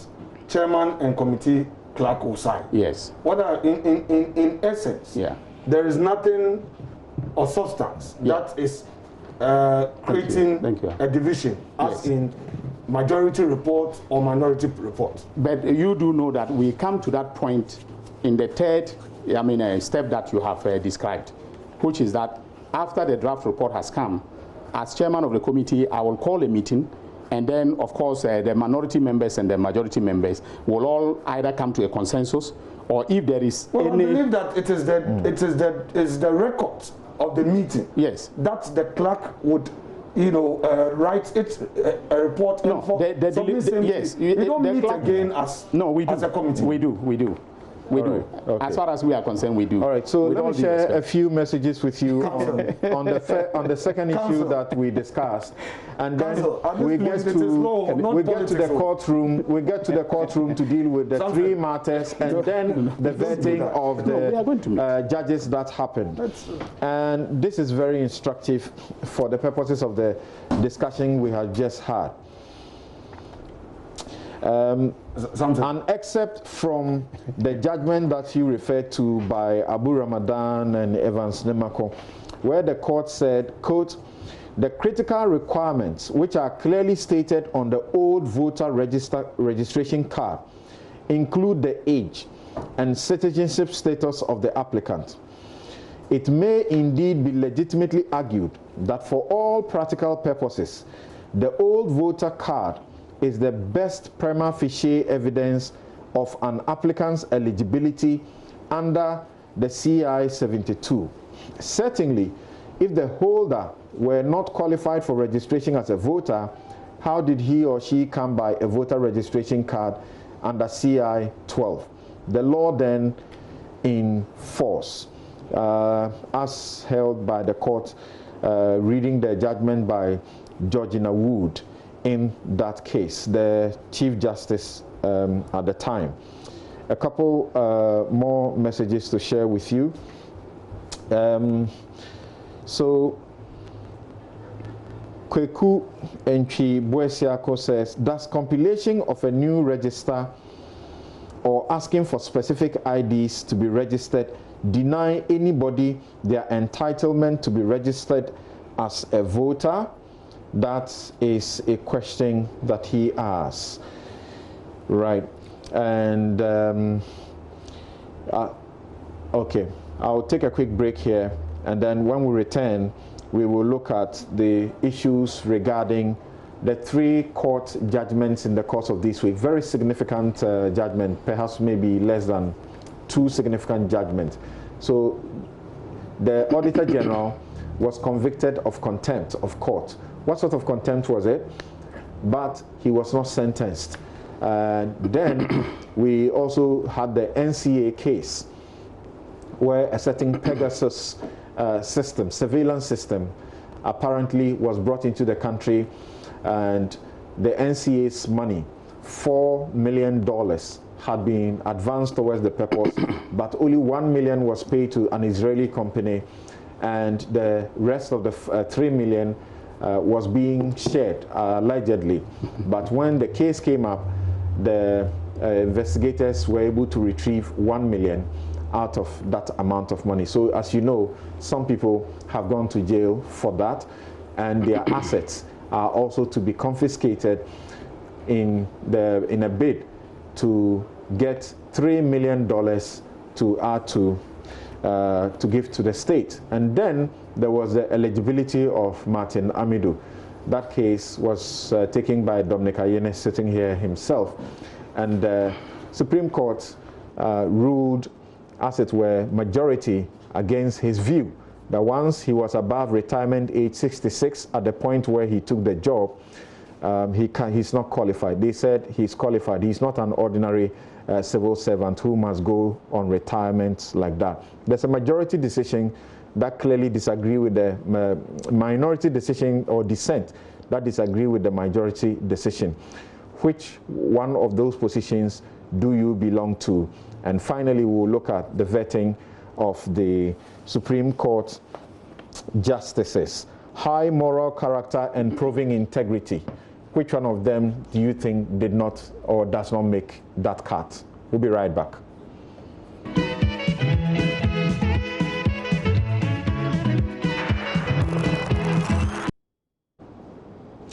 You're welcome back. This is Newsfile. It's your most authoritative news analysis platform. And here on Newsfile, we put Ghana first. Okay, so just a couple of your messages. Is it Carlson? Carlson Nile. He says that thank you NDC for exposing this grand scheme by EC, NIA, and MPP to rig the elections. We Ghanaians are grateful and we will reward you in December. Kenneth Vossa says that Afenyo Marking is not speaking to the issue. I don't think he is prepared for the show. Okay, you say Elvis has presented pure facts, so Afenyo Marking and MPP are struggling to even deny. Okay, I will not be a conveyor belt to the rest of the speculation you make. And Ransford B. Akoto says that the NDC and NPP should stop this strategy of sowing hatred in the hearts of Ghanaians against the Electoral Commission when in opposition. They should seek to bring Ghanaians together rather than divide us. Thank you for those messages. And I also need to mention that, as he said, they should be resorting to the court. Last week I mentioned to you that they have actually put a suit in the court trying to stop the EC from doing a number of things, including the present procurement that it intends to do. Thank you. So we begin with I think this was the first decision that came out of the court. No, they all came the same day. I was around the court. But this was the second. Daniel Yao Domelevo, the Auditor General. So, as you remember, he had surcharged Yao Osafo Mafo and some people for a certain situation, and he was not happy, so he had to go to the court to appeal as the law allows. Then, as he put in his appeal, the Auditor General was required to bring the documents that he relied on to do his audit and to surcharge Yao Osafo Mafo. Once they filed the suit on the 11th of December 2019 and served a copy on his office on the 13th of December 2019, he was expected within 14 days to supply the documents. He was unable to supply the documents, and he gave a number of reasons. And that is why he was cited for contempt. And the court found that he had not complied with what the law required him to do, and his excuses were untenable. Yes. Dominic, what do you make of what happened? And the court's also taking an attitude of being very lenient and saying, yes, I have found that you didn't comply with the time to do what you had to do, but because of your critical nature of your office, I don't want to discourage you. I will not sentence you. Cautioned him not to repeat that. Yeah, thank you very much, Samson. When I heard of the decision, I was wondering to myself what the whole issue was about. But of course, after reading the judgment, I realized that it emanated from the CI, that is CI 102, dealing with the rules relating to the power of the Auditor General under, Article 187 to disallow and surcharge public officers, and in some cases private persons, when they have engaged in illegal expenditure or expenditure that does not comply with due process of law. And so when I looked at the decision, I realized that the problem emanated directly from CI 102. The reason is simply because, as you well know, in civil litigation under CI 47, when a person fails or neglects to take a step, what usually happens is that they suffer the natural and foreseeable consequences of their failure to do so. So, for instance, a writ of summons and a statement of claim have been served on you as a defendant. You take it, and then you are laid back, you don't file the necessary defense and so on. A judgment in default of defense will be entered against you. But somehow, for some strange reason, and because of limited time in preparation for this program, I wasn't able to go back into the legislative history to determine why the Rules of Court Committee thought that within 2 weeks, if the Auditor General failed, to file, his processes, after having made an appeal, he is guilty of contempt of court. All right, and it was specific about the Auditor General. I thought that it would have said that a party, to a disallowance and surcharge, proceeding, who fails to file within 2 weeks is guilty of contempt of the court. But he says the Auditor General shall file, and if he fails to do so, he's guilty of contempt.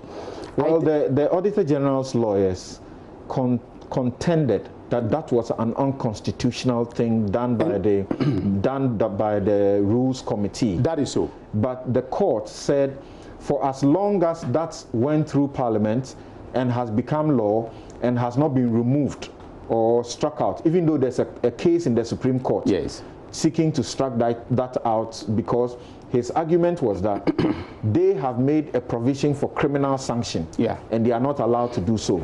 But the judge said, well, I don't have an option. That is the law. Until the Supreme Court strikes it out, it applies. He didn't comply with the 14 days. The rule says if you don't comply, you are in contempt. So in a sense, the judge is right, because that is the current state of the law. Right. But in the old traditions of the common law, you know, judges have been known to say, you know, I think that the legislature must take a second look at this provision, or in this case, the Rules of Court Committee must take a second look at this provision, because you see, you know, the principle of law is that a subsidiary piece of legislation cannot create an offense unless the parent legislation provides for that offense. Okay. All right. So if you look at the Constitution, the Constitution endows the Rules of Court Committee with the power, you know, to make rules. I mean, for the practice and procedures in relation to the, I mean, a surcharge and disallowance, you know, powers of the Auditor General. It does not invest them with the power to create offenses. And so for me, I think that, you know, Lawyer Tagiosori is in, you know, very good, you know, ground to say that it is, let's wait to hear from the Supreme Court what they will say about that. We don't want to belabor this one. Very well. But what do you make of the excuse that the Auditor General gave for his reasons not to be able to meet the timelines? No, he said the documents were not given to him personally. They were given to a secretary of his, and he put it in a pile, and it took 1 month before he discovered it. After he discovered it, and so on and so forth. Yeah, in public office, that can happen, all right? But that is not excuse, because as the judge rightly pointed out, under the State Proceedings Act, as you well know, you know, service on an officer, you know, a duly appointed and serving officer of the agency is sufficient service for purposes of, you know, I mean, any court action. So I think... And the excuse that he was preparing the audit for June to Parliament. Oh, I think those were mitigating factors, and the judge did take those into account, you know, in her sentencing. And I think that she was very magnanimous in, you know, I mean, asking, not sending, committing him to prison. All right. Thank you. Yes, I feel, Markin, what do you say? You know, the application had been filed by Osafo Mafu and those with him, giving reasons including that the way the Auditor General went about it was an act of malice. He acted in bad faith, and that he had been on the media propaganda to tarnish, you know, their image, and he also eventually showed disrespect for the court, and therefore he should be imprisoned for not respecting the timelines. Well, I think the step taken by Honorable Osafo Mafu and others in seeking refuge in the court must be commended. It's a commendable step, and it helps in settling the matter once and for all. Here we are, he was being tagged as corrupt. He has paid monies unlawfully to a company and all that. So having taken that step, the expectation, as we all know in our civil jurisprudence, is that all parties will put their cards on the table, exchange documents, and interrogate the issues. It is rather unfortunate, and I agree with Dr. Ayeni, it is rather unfortunate that in this piece of legislation, we have stated that failure to file on time would amount to contempt. Perhaps it's an opportunity for the law to be tested, whether or not that piece of legislation, that provision, is consistent with the Constitution or not. And if it's a special purpose provision, that can also be affirmed. It's for the Supreme Court to perhaps determine this. But the court did not err in coming to the conclusion he came to. I think Dr. Ayeni was trying to say that in the old common law system, a judge seeing a situation like this could do otherwise or consider some other factors. I'm afraid that cannot be the position of the law, because if the law says that you as a high court judge, you are there to enforce, and he says that, look, if the man fails to file, it amounts to contempt. He gets into the box, takes a plea, and you move. So at the end of the day, I expect that Mr. Osafo-Maafo will get the necessary document as he expects from the Auditor General filed. If the Auditor General files it, then they can get into the matter, because he also has his reputation. Right. Now, for those who are non-lawyers, and for those who may follow the gallery, and for those spin doctors, it is not as if the Auditor General is being haunted. It is possible for people to think that, oh, because the Auditor General is doing a good work, somebody wanted to imprison him and all that. With all due respect, it is not the case. The law requires that if the Auditor General charges somebody, he says that somebody has done some wrong, he must have document to back that claim. All that Mr. Osafo-Maafo is saying is that he is innocent. He hasn't done so. But if you have your document, please bring those documents for us to interrogate, so that I can be cleared. There are other civil servants involved. They have their career at stake. Mr. Osafo-Maafo is a senior member of this government. If this matter is not properly dealt with, a desperate opposition may want to make a political capital out of this. Why desperate? Why desperate? You can say the opposition. I'm saying desperate because you don't have a running mate yet. You are letting Rick. Oh, please, so by our agreement, we don't spend much time on this. What do you make of this part? Of course, when the Auditor General gives a surcharge of $1 million, a disallowance of $1 million against you, that's a lot. But in your understanding of the law, does it mean that the Auditor General has said you are corrupt, or he's simply saying you haven't provided me the evidence to confirm that this was duly approved and had been spent? Just let me know. Is it really, like you said, that he has said they are corrupt? You see, you are talking law, but we operate the law in a political space. My friends would not want to strictly look at the law. Okay. They would immediately jump into allegation of corruption. So to me, for all of us to sanitize the system, yes, you can't ever prevent yourself from playing to the gallery. But let us also be mindful of the law and fairness. There must be fair play. He actually described the application from Osafo-Maafo and his friends as a vendetta, because when he discovered that the process had been served on him and was almost a month late, he wrote through his lawyers to Osafo-Maafo and his lawyers, begging them for time so that he can do the right thing. And they didn't pay attention to him. They said, we'll rather have you cited for contempt and put in prison. You mean the Auditor General said? Yes, he said vendetta. Yeah. He said that on radio or in court? In court. Oh, I see. Yeah. Whilst they were accusing him of acting in malice, bad faith, and doing propaganda to tarnish their image, his point was also that I drew your attention. I was late. I was doing A, B, C, and Z. Allow me to do it. And then you said you want me rather to be put in jail. But does the law allow him to do it? Yes, it's allowed that he can write to the party and ask for an extension. Yes, but in the time being, was he not in contempt of court?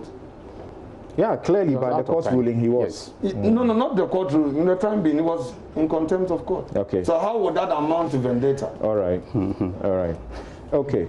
So the judge said that because of his crucial role as the Auditor General, though the documents were filed belatedly on the 31st of January 2020, and also because of COVID-19, it is not good to put him in prison, so to speak. Therefore, she decided to caution and discharge and warn him to deal with appeals when they come before him very seriously. Yeah, and set there's something that is very that is very frightening. You know, I am looking at the actual prospect of sending a serving Auditor General to jail. Is that will that mean that after jail he's coming back to take his position as Auditor General of the Republic? Okay. I know, but we need to take a second look at that particular provision. All right. Maybe I agree with you. Yes, we need to take a second look at it. Okay. Yeah. So now let's go to the second matter in the court. But you agree that it is not a legislation that has just come into force. A very serious matter in which former officers of the NCA and the National Security, Bafuboni, William Teve, Osman, of course, the businessman George was exonerated, and then Mr. Esau was also exonerated and acquitted by the Court of Appeal. And as you know, these people are the ones who have been put in jail, the three of them. So, by your reading of the Mr. Fayemake, by your reading of the judgments of the court so far, Eric Chebafor's court, what do you make of what has happened to these officers, former officers of state? In what sense, sir? Place your question properly. I want to understand it, sir. This is a shot in the arm for the fight against corruption, is it not? Well, they have their lawyers, and there has been reading the judgments, 48 or so, a 66-page judgment. There has been back and forth. At the point in the judgment, the judge talks about law reforms, how to ensure speedy trials and doing away with petty issues that would delay the court's time and all that. Well, fortunately we have Dr. Ayeni here. I remember the famous Tagore and Issa Abbas. High Court made a determination. They went on appeal. They were successful. We must continue to challenge the law. At a point, the judge found as fact that, yes, some monies went into some of the accused persons. They had opportunity to even refund and more or less mitigate.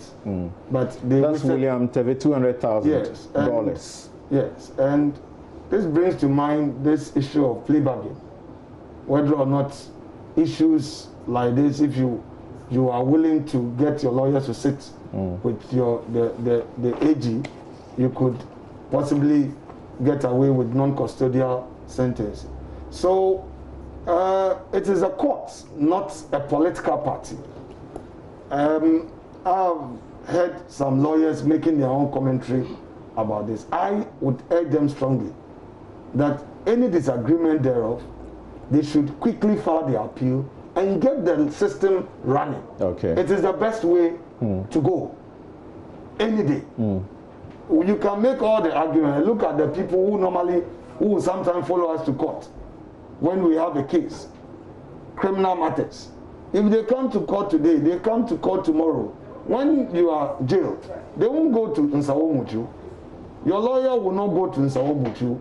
What will be important for you is to look at the law and explore. You don't give up. So, to me,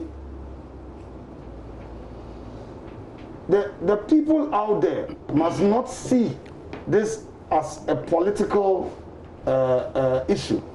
The NDC as a party must not, go on that tangent that, because these were appointees in the NDC era, we think this or that. After all, Abu Gapele was a member of parliament, an NDC senior member, but it was in the NDC era that he was tried and eventually jailed. So let us separate politics from crime. So what they are saying exactly by what you just mentioned is that There's a lot of it happening now, the corruption you are pointing to, which led to this people being put on trial. And they say the real test of your fight against corruption is not prosecuting former appointees, it's prosecuting appointees within your regime. Okay, so that now takes us again back to politics and speculation. Is it that they have filed a complaint with evidence of corruption or evidence of criminal conduct, and the Special Prosecutor's Office has failed to act on it? You see, Samson, we are on a political turf. I cannot take that away from them. They will continue to say it. We will also continue to say it. What do you but at the end of the day, the real test is being able to subject it. What do you make about commentary by members of the public that suggests that the sentences they got, you know, were not deterrent enough? They faced 17 charges. Bafuboni eventually had 8 charges. William Tevi had 8 charges. Alassane Osman, he had 7 charges. And George has 6 charges. If you look at Bafuboni, on the charge of causing financial loss, he could have gone to jail for 10 years. He was given 5 years for that. If you look at using public office for profit, he could have gone to jail for 10 years. He was given 5 years for that. The procurement breaches that they were found also, he could have gone to jail for 5 years. He was given 3 years. Misapplying public funds, he could have gone to jail for, is it 10 years? He was given 6 years, is it? Yeah. He could have gone for 5 years. He was given 3 years. And then money laundering, could have gone for 10 years. He was given 6 years. If you look at that, that's a trajectory. William Tevi, 8 counts. Financial loss, he could have gone for 10 years. He was given 5. Procurement breaches, he could have gone for 5 years. He got 3 years. Misapplying public funds, he could have gone for 5 years. He got 3 years. Osman, the national security man, could have gone for 10 years for loss. He got 5 years. Procurement, he could have gone for 5 years. He got 3 years. And then misapplying public funds, he could have gone for 5 years. He got 3 years. Of course, George was exonerated from all of them. So if you look at it cumulatively, all of them, could have suffered a total of 80 years in jail if the max was used. 80 years in jail for all of them. But they got 16 years in total, all of them together. Let me read from people say people are stealing goats and things, and you are putting them in, and these people have gotten involved in $4 million, and this is how you treat them. That is the court. I don't speak for the court. Of course. Yes, we are discussing it. This one is now. Right. So that's the court. It's the court that has delivered a verdict. So let's look at page 65 of the judgment. Quote, I further proceed to make a consequential order under section 61A of SMCD 140 as I find it necessary to make an order for the seizure and forfeiture to the Republic of any asset of the convicted persons to the tune of $3 million US, with $1 million US out of the $4 million having been recovered. The AG is to take steps to enforce this order of the court. Right. So I hold the view that because perhaps the court took notice of this, that some recovery has been made and has made some consequential orders that they should proceed on seizure and forfeiture, giving maximum sentences would not be the most appropriate position to take in exercising a discretion. Put that aside. I know for a fact that over the past 10 years or so, Leonard, Deputy Attorney General, is here. The posture of our court has been to minimize its emphasis on custodial sentence. So it doesn't come as a surprise that the court would look at all factors surrounding the case and taking a decision on this. I mean, I've handled cases that All right. Judges handed out minimum sentencing to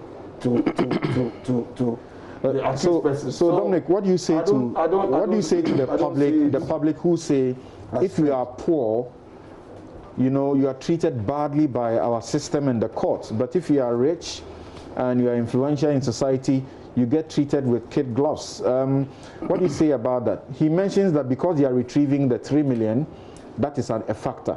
But the court didn't say that is a factor. What the court said was a factor was the court said, considering the mitigating factors, and he said the mitigating factors include that they are first offenders, and it looks like questions of their health, and they mostly didn't make personal gain from the money that was being talked about. Yes, Samson, thank you very much. I think at the beginning you asked my learned friend a question about whether or not this decision in its totality is a shot in the arm for the fight against corruption. I want to put it, you know, very, very clearly that this case, in respect of the issue of corruption, it was only the charges of stealing and then using public office for private gain. That stealing didn't wash for anybody. It didn't wash for anybody. Right. All right. Most of them, I think, most of them were discharged on the issue of using, public office for private gain. Okay. In the case of Tevi, that's why I was looking at the copy of the judgment when you were speaking. In the case of Tevi, there was no finding made that he received $200,000. Okay, because remember that Tevi was represented by my able junior, Mr. Eduji Godwin Eduji Tamaklo, and there was no such finding that was made against, you know, our client. In fact, something I was a bit cautious. Was that Bafuboni then? It was, I think it was Bafuboni, right? You know, right. But I was a bit cautious because at the beginning. The court was of the view when it was about sentencing. Yes. I think, yes, he got 6 years. That is so. Yes, so yes. He was the one. The court was of the view that there was an opportunity for him early enough to repair some of, because he recalcitrant, doesn't want to give out the money and all of that. Right. Well, but the question is, under cross-examination, we made it abundantly clear that he had not received any money, you know, from the businessman, and the record showed very clearly that that was the case. So I was even surprised at the finding that was made by the judge. Of course, if the judge looks at the totality of the evidence and comes to that conclusion, I mean, it is within his right to do so. But of course, we are appealing against the decision, and that's why I was going to say that I don't know where to draw the ethical boundaries now, because my firm represented Mr. Tevi in this matter. Since you have not appealed, we are filing. We've indicated very clearly that we are filing a notice of appeal. But I must say that the judgment cannot be supported by the evidence. Really? Yes, the judgment cannot be supported by the evidence. Now, look at it this way, Samson. If you are talking about the offense of charging, causing financial loss to the state, all right? In the, I think it must have been the Quality Grain case, where Modibo Okran made it, clear that it must be a situation in which the conduct of the public officer in question has injured the state financially. What injury has been caused to the Republic of Ghana in this transaction? There's $4 million from NCA's account. Something. Can you let me land? You see, there is a transaction. There is a local company that is representing an Israeli company. Right. All right. And it is through that local company that monies are transferred to the Israeli company. The monies were transferred directly to the local company? Yes. And so there was no agreement that the Israeli company be paid directly the $4 million. So it must have been the local company receiving it, and as agent of the Pegasus, and then giving those monies to the Israeli company. There was a contract. Yes. And so the point is this, okay? When monies have been paid to an agent, all right, it is deemed that the principal has received the money. So if the principal then later on writes to NCA requesting payment, the correct thing to have happened in the circumstances would have been for NCA to say, we have fully paid under the contract, the money is with your local agent, kindly ask your local agent to transfer the money to you. Not exactly a local agent, a reseller. And this reseller also is in court and gives evidence to the effect that very well gives evidence to the effect that the $4 million that was given to me, I paid $1 million to the company in Israel, and subsequently I needed to make further payments, but there were some, you know, paper documentation problems with EcoBank and the rest, so it was frustrated. I was not able to make the payment. And that is where I find it very you know, intriguing that a court of competent jurisdiction, despite all these facts that are in the public domain and some of which were put before the judge, will come to the conclusion that financial loss has been caused to the state. Because look at this, the state has taken the full benefit of the equipment.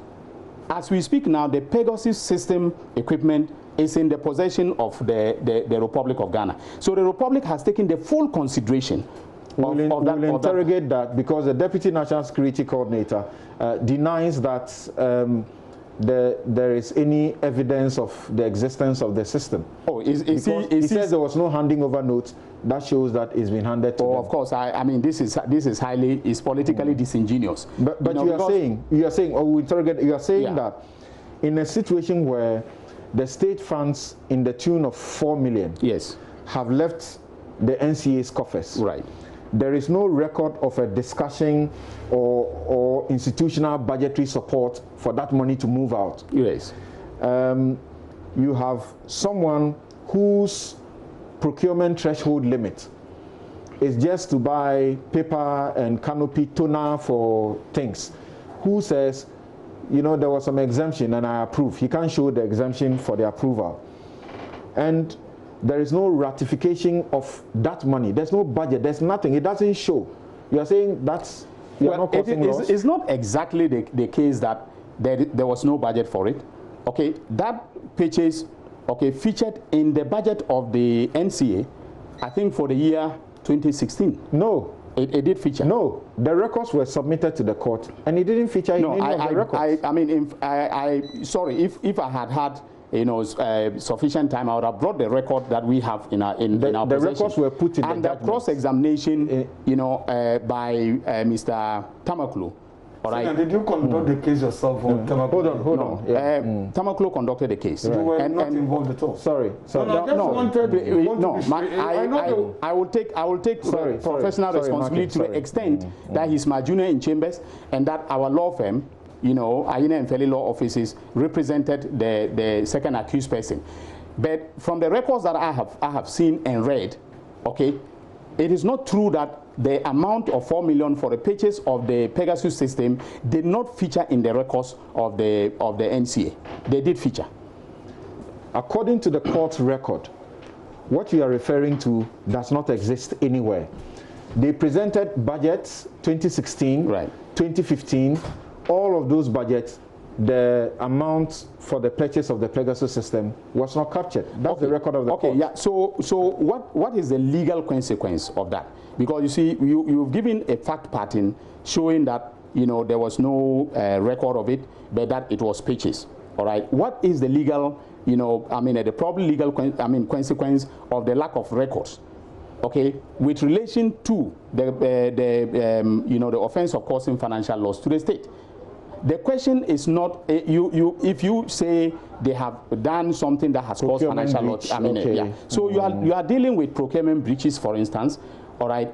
But you cannot say that as a consequence of the records not being in the, you know, I mean, a possession of NCA, all right, they have caused financial loss to the state by their conduct. When the state has taken the full benefit and consideration of the transaction. Okay, and then in any case, the Israeli company was fully entitled to sue Infralux for, I mean, the money, because they were the local reseller. And if they received the consideration and failed to transfer it, then it was, I mean, just a question of a civil action against, you know, I mean, the local company, and not a criminal, you know, prosecution. And so, as I said, I don't want us to go deeply into the merits. Was it the local company that did the bid, that put in the bid? You see, the complicated nature of this, you know, I mean, a transaction is that it was a national security transaction. Procurement in relation to national security cannot be done in the open manner in which normal procurements are done. Okay, in the US, for instance, the Defense Department procurement rules are treated differently from any other department. But will there be at least some small record to show that some discussion has gone on about it, except somebody, but Samson, what is the legal consequence of lack of discussion? Somebody saying that national security has taken the view that there is cyber activity going on in the cyberspace of Ghana and terrorism, and then they just speak by word of mouth to another person and say we need to do this, and there was correspondence. There was correspondence between national security and NCA, and that correspondence is a discussion. It's documentary discussion of the need, the public interest need in the, procurement of the Pegasus system. And so that alone should have found the basis. The court should have looked at that record to say that, there was, some exchange of, letters between national security and then NCA on this matter. There was some letter that said we need institutional support to purchase a system for surveillance or terrorism, counterterrorism work. That was earlier in time considered, but they were told that we don't have money. Once our finances improve, we shall consider it. So something you see that once our finances improve, we shall consider it. So that was not part of it. The assertion that there was no discussion whatsoever is in itself palpably wrong, because from what you yourself have just said, okay, there was an earlier request to NCA to make funds available to the national security national security coordinator? No, the national security coordinator, okay, with respect to the purchase of the Pegasus system. And so it doesn't matter how far historically in time this was made, but there was some correspondence on the matter. I write a letter to request for support financially, and then it gets considered. I'm told that we don't have money. Once our finances improve, we can consider it. Right. How does that end up being somebody calling a finance person in the institution, asking them to begin to transfer monies without any board approval, nothing? And then this goes on. And yet when the 4 million is made available, only 1 million gets sent to the company abroad. Something who considered the first letter and wrote back? Was it not the board of NCA? It was the board of NCA. So if subsequently the chief executive and the board chairman, and other principal officers of the organization think that, look, we now have money to be able to help the national security coordinator with the purchase of this, and they take a decision on it, how can a court of competent jurisdiction then run away from that document and say there was no discussion whatsoever? And in any case, but you can't connect that document to the purchase. Why? If you can't connect it to the purchase, we have not approved any money. We have subsequently not ratified any money for the purchase. Yes. In our budget, there's no budgetary allocation. 2015, 2016, no budgetary allocation. So maybe we need a whole show for me to bring the record. You're saying that national security, if it needs to do things, it should not be captured in any budget.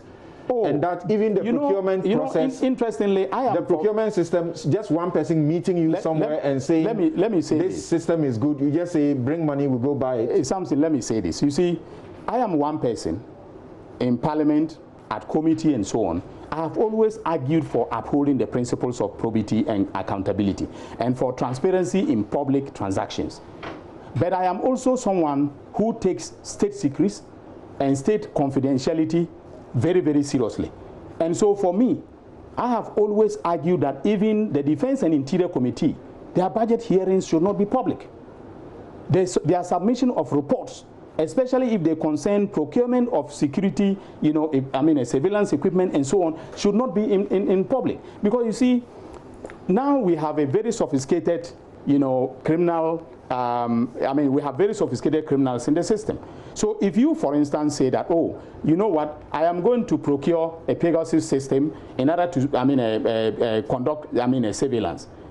Very quickly, anybody who wants to, to engage in a criminal enterprise will begin researching around the Pegasus system and how to beat it. But that will stop people from going to PPA. No. I'm not saying that it should not, but we need to have a system, okay, that protects the security and confidentiality of such procurement. Really? Yes, we need to.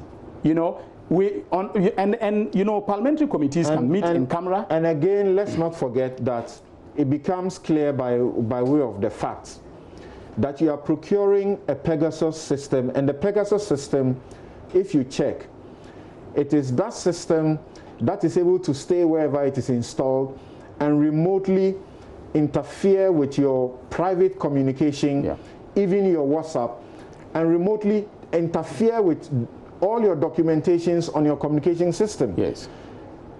At the time we were going to purchase this, we had shut down the spy bill. The spy bill, yes. There was no legal basis to bring in that sort of system to interfere with people's things. And when it came, where was it installed? According to the evidence, it was installed in Baba Kamara's house. How is that possible? What do you mean by how is that? He was a national security coordinator. He was the national security coordinator. All right, and I don't know whether you are by saying that it was installed in his house, it is to suggest that it was for his private use. It wasn't for his private use. It was for him as a national security coordinator, you know, to be able. I think no, advisor. Sorry, I'm mixing up. Thanks for the correction. You know, to be able to be able to from his house, okay, do the work. No. No. He's as national security advisor. You know when to concede. Please, can you hold on? I know you. You know when to concede. The evidence shows that when it was brought, somebody was made to go help with the inspection. Please, with the inspection at SEP's office at AFGO, DHL, and that when the equipment was cleared, it was sent to the house of Baba Kamara for installation by 6 Israelis.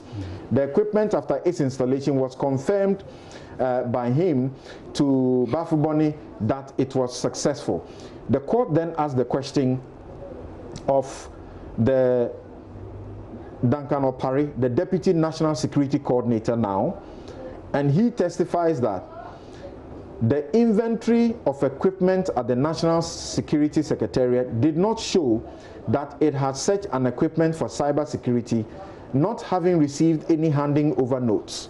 So where do we go now? People are asking the question. Did they go to Baba Kamara's house, and did they ask Baba Kamara where the equipment was? Okay, because he's a former state official, a former national security advisor. And if there is evidence that the equipment was installed in his house, now that he has ceased to be the national security advisor, the equipment should be taken to and installed at the house or the office, wherever he chooses, of the current national security advisor. Did they do that? You see, without taking that step and coming to tell the court that your inventory shows that the equipment is not there, all right, smacks of bad faith. Because as a national security, they should be able to go to Baba Kamara and ask him where the equipment is, because there's evidence that it was installed in his house by 6 Israelis. What do you say to those who suggest that Baba Kamara ought to have been, you know, in part of this prosecution? Well, I have looked at the record. I do not know. I do not see any, for instance, you know, letters, from him, okay, or any documentary evidence connecting him directly, you know, to the transaction. And so, you know, in a criminal prosecution, the exercise of your prosecutorial power must be done, you know, advisedly. You don't want to rope people in just because they are remotely connected to a transaction. That's very interesting. But as you say, this will definitely be challenged. So we haven't seen the end of it yet. Very, very much so. All right. Yeah. Very interesting. It does appear we underestimated the time that we could use to do 3 different judgments and look at the Supreme Court justice nominees. So we have the case that you did. What's your choice? Do we do briefly about that one, or talk about the nominees for Supreme Court and then shelve one for next week? Which one will be your pick? Well, your case? Any of them is good for me. I don't have any problem. So you are clearly dissatisfied with the Supreme Court decision. You think they didn't stick to the intent of the legislator and the Constitution as regards the retirement age? Thank you very much, Samson. I am extremely disappointed with the decision. okay, on 3 grounds. And of course, again, I made an introduction, and I think I mixed up my communication of it. There is a decision which is a decision of the court. That's a majority decision. It's a decision of the court. There are dissenting opinions. That's fine, but there are no 2 decisions. There's one decision, but dissenting opinions that were also shared. Yeah. Okay. So before I go on, I want to share some piece of information. The Honorable Baba Kamara has just sent me a text message in which he says that the equipment was not installed in his house, but it was installed in his warehouse, and subsequently the BNI came and inspected, the equipment and took it away. That's what he has just said. I think right an issue was sticking about that issue. First, it was sticking to his house according to the facts, and then later it was sticking to a private warehouse.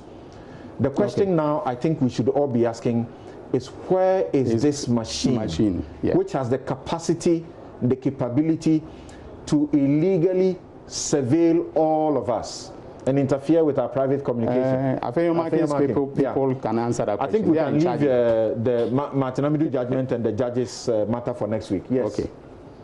Where is it? Where is it? It must be with the state, because it's been bought. It's not going to be returned. We have it. Pegasus system. And the state has taken full value for it. The state hasn't denied that. No, let him answer that in 1 minute. Where is it? That people are concerned. Where is it? The records have it that it was with Mr. Babakama. It was sticking to his arm. No. Now he's confirmed that. In his submission, in the submission of counsel, he said it was there. He's just received it. We just received a text message that indeed it was there. Yes, the warehouse. No, he said it was there. The court process confirms that it was in his house, and it was later taken to a private warehouse. Yes. So he should tell us which private warehouse. No, but he says that the BNI has taken it away. The BNI is a state institution, is a public institution. So this is what he's saying. Yeah, that is what he's saying. And that he wrote a witness statement. He put it in his witness statement. So if Mr. Baba Kamara is saying that the equipment which was first with him, later taken to a private warehouse, has since been taken by the state.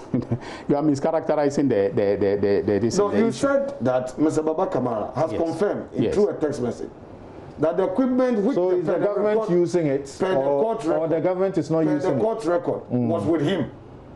Yes. All right? And later found its way into a private warehouse. No. Which from day one they were at the private warehouse. Has since been handed over to the state. Yes. That is what he's saying. Yes.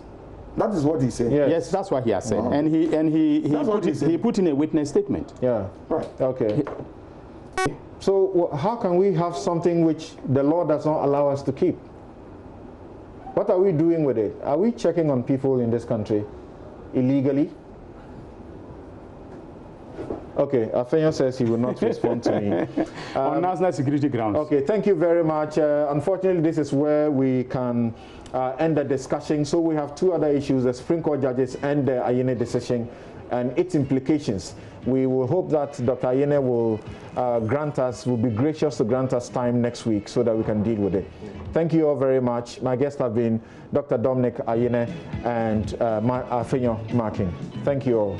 Thank you, sir.